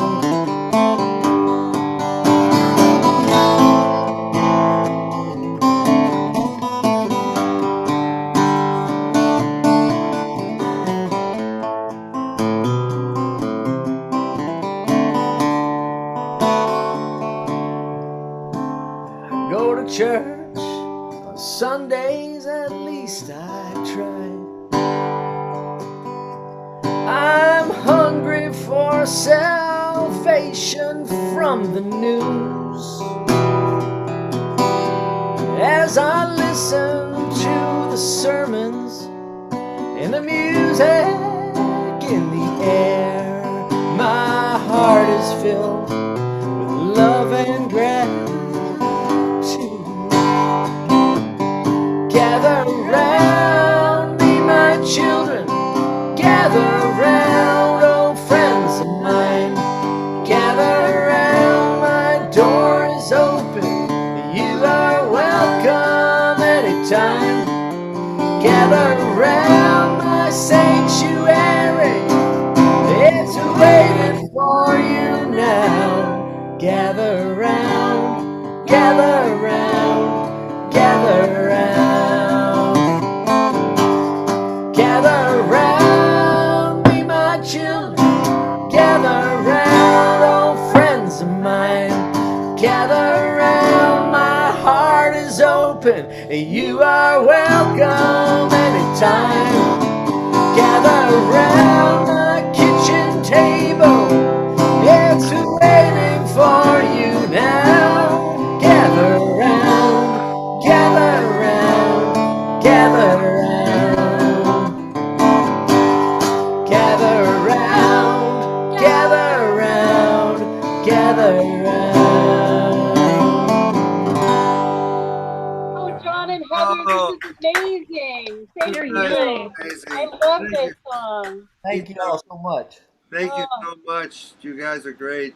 Nice cameo there, Yeah. Heather. Nicely done. Yeah. All right, so I have an idea. So this is gonna wind up going just a couple of songs longer than normal here. But since we have Barbara and John here, Brian Dozer's here. Brian, if I give you a little minute to get ready, will you do a song for us? Nice. Dozer? Yeah, so let me Sure. I'll have Michelle do something quick, and then you get set up and we'll do that, and it'll be like the old Vienna 1993, right? Jim in the house, right? All right. So this is Michelle. We'll welcome her back. Michelle, I noticed that that you sang something in Spanish last night, Monday night. You can do whatever you want, but I really love that. So you know, whatever you want to do, you do it. And I'm so glad that you're here. So go ahead, have at it. That song last night was amazing, Michelle. It was Okay. beautiful. Okay. So well, I'm supposed to be quick. So okay. Don't feel rushed. Don't There's like, where are we going? So here, let me. Go ahead. What I did Monday night was a medley of What a Difference a Day Makes and its Spanish language counterpart, Cuando Vuelva a Tu Lado. Yeah, why don't you do that? Yeah. Yeah, it was wonderful then. It'll be great now. Blew my socks off last night. Sure. Okay. Alrighty.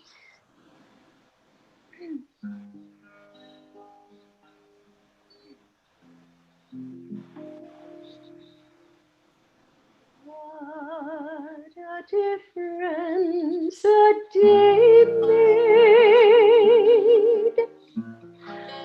24 little hours. There is sun and there are flowers.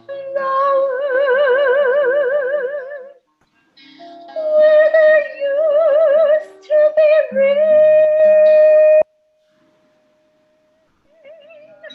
My yesterday was beauty, but now I'm a part of you, dear. My lonely nights are through, dear, since you said you were mine.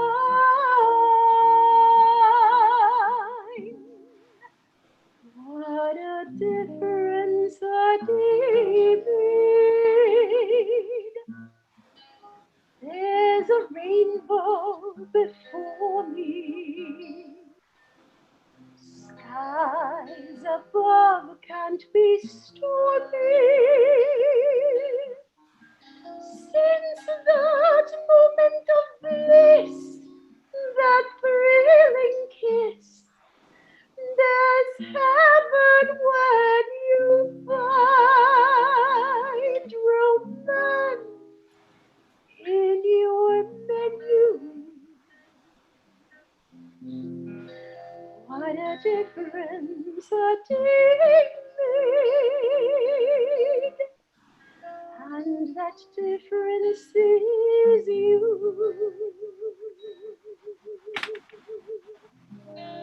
Cuando vuelva a tu lado, no me niegues tus besos, el beso que te he dado. No podrás olvidar, no me preguntes nada que haya que explicarte. El beso que negaste ya no lo podrás dar. Cuando vuelva a tu lado y estés sola contigo, las cosas que te digo no repitas jamás. Por compasión, une tu labio al mío y estrechame en tus brazos y cuenta los latidos de nuestro corazón.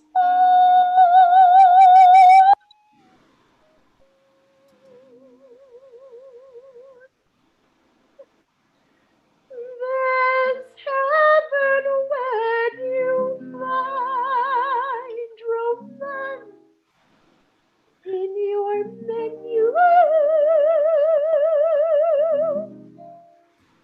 What a difference a day makes,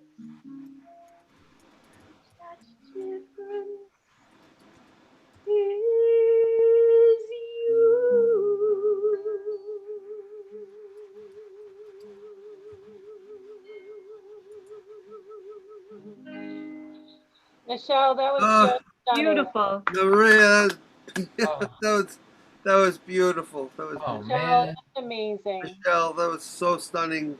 Oh, You know, if these concerts didn't have after parties in them, I really wouldn't be interested in doing them. I just got to tell well, you. and Don, if I could just say something, if it wasn't for the fact that Don White was our surprise guest last Monday night, and you met Michelle that night for her first open mic, what a pleasure it was the whole night. Thank you, Don White, again. You are the You light. know, You are such a light. and I think everyone should go to open mics. You should go, like, if there's a bunch of people that run them, and that, just go support people. What are you doing? You're not doing anything. Shut that TV off. Go.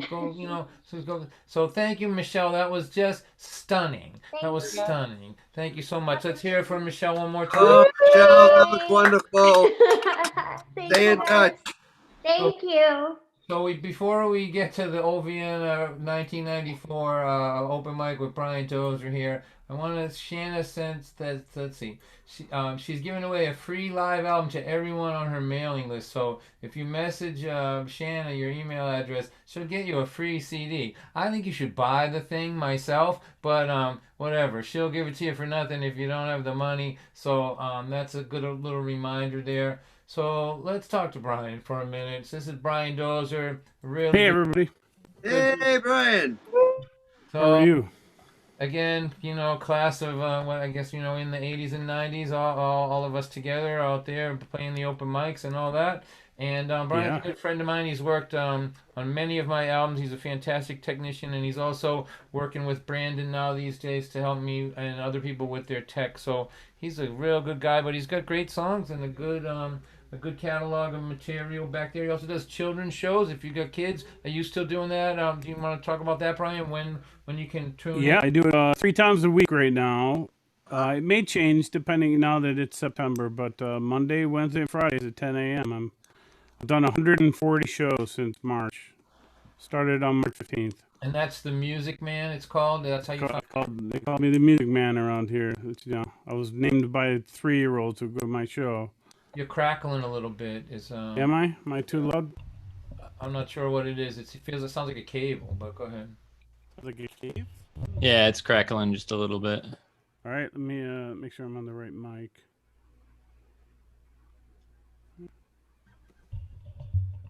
It seems to be okay now, Brian. All right, see if that's any better. Yeah, that's better. Yep. All right. I do it Monday, Wednesday, Friday, 10 a.m. And is that better? Yeah, that's great. So that's Facebook. Hello? Facebook, is it? So the Music Man on Facebook? Facebook, YouTube, and Instagram, all same time. Great. All right, will you play a song for us, my friend? Sure, love to. All right, yeah, I could do that one. That's John for advice. He just popped up at the last minute. I wanted to congratulate, was it Michelle, right? Who just sang? Yeah. Oh my God. The you know how they used to have those commercials? The lady would sing and she'd break the crystal glass, like she'd hit the high C and the glass would just shatter. Well, when I was listening to Michelle, she went for the high note. I think she broke Zoom. Zoom cut out every time she hit the high note.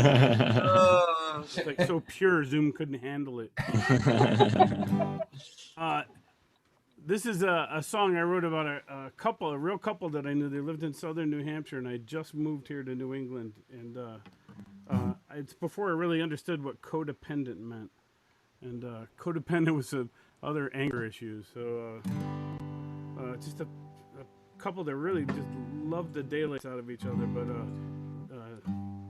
needed a lot of counseling, I guess.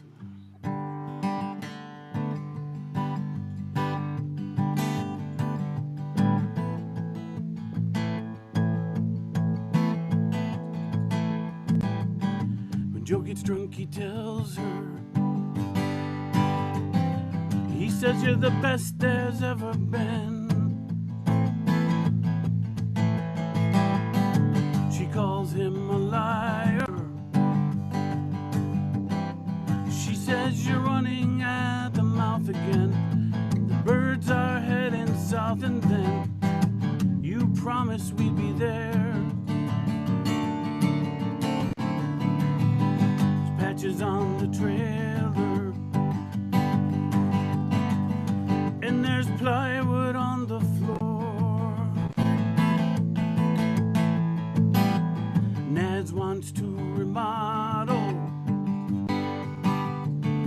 Joe says we'll send away for a sales brochure, but if it can't be built with a 2x4, we don't need it anyway. And their color TV only works in green. The other hues are hardly ever seen, but they'll never live their lives in black and white.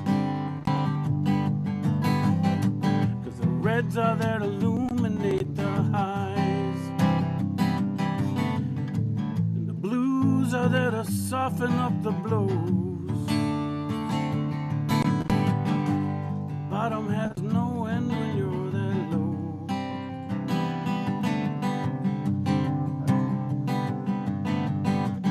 At the kitchen table,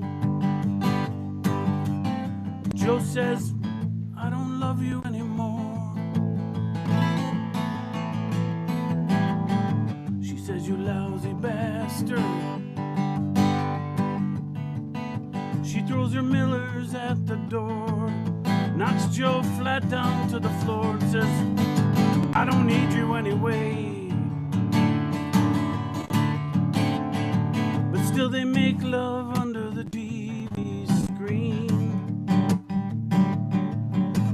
Bodies seem to ripple in the green, but it's hard love that they made all through the night. And Joe was gone for work before daylight. And by 11, Naz was packed and out of sight. Joe came home from work to apologize. He's home from work by 7.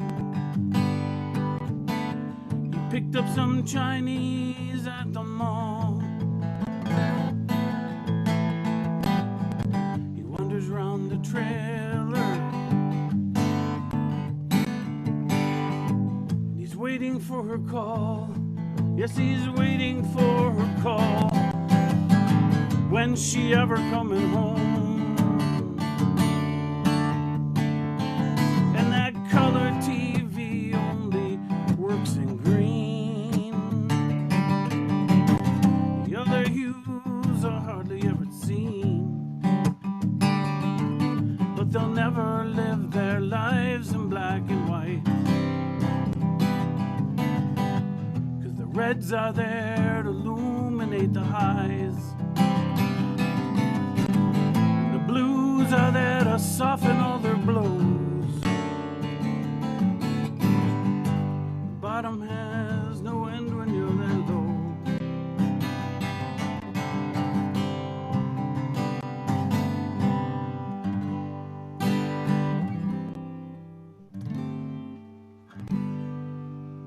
Wow, Brian, that was great. Oh, that was beautiful, Brian. Wow, Great. wow. I feel like A little Robert, different than Red Robin goes bobbing along. don't you feel like Robert Haig should be step up to the microphone right now? That's an inside joke for the old Vienna people here. That was Just the great. mic.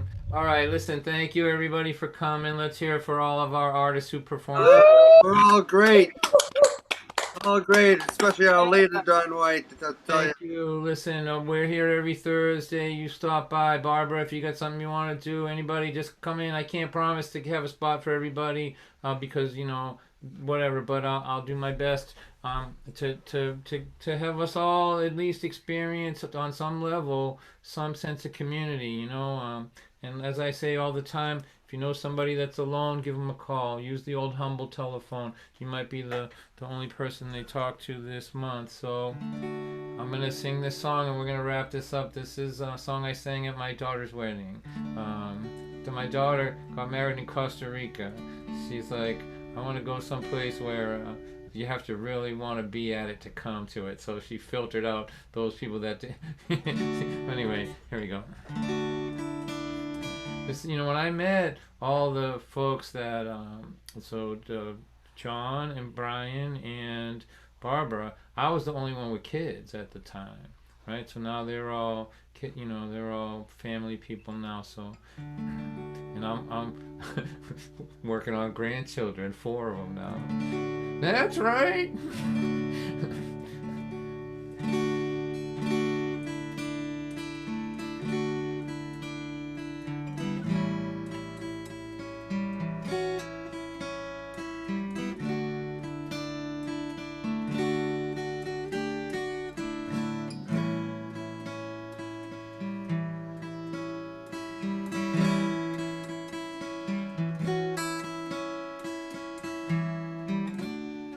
Something like that. A little bird perched on a mountainside, the little wings wondering if they can fly. A pretty little song singing questions to the breeze.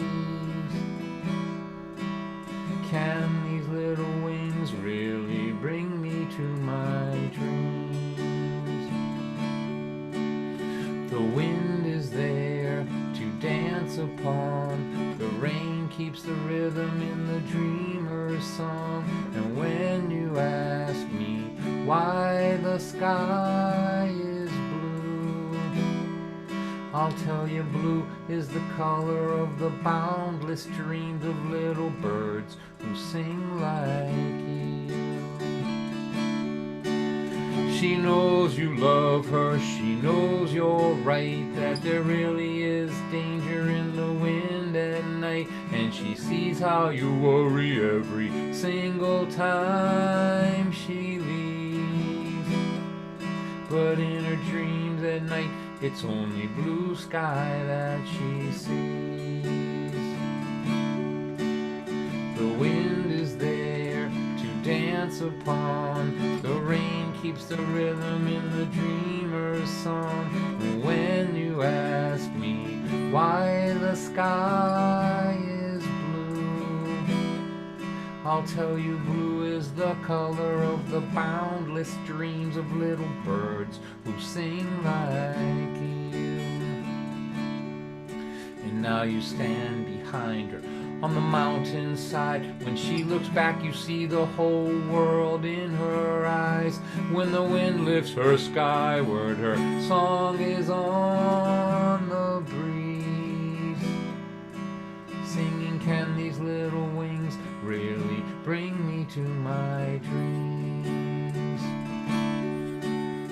The wind is there to dance upon, the rain keeps the rhythm in the dreamer's song. And when you ask me why the sky is blue, I'll tell you blue, that's the color of the boundless dreams of little birds who sing like you, of little birds who sing like you.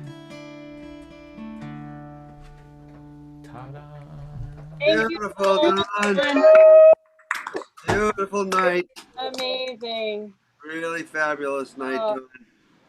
Thank you so much, everybody. Next weekend, we're working in conjunction with the Greenwood Coffeehouse in Ann Arbor, Michigan. Week after that, we're working together with the Homegrown Coffeehouse in Needham, Massachusetts. Hi. And the week after that, we're doing the Dawn White's Been Married Forever and Ever show to celebrate my anniversary. I get my son Lauren and a cast of characters out of Detox up here to play some music. Silly person, you. We can stop the stream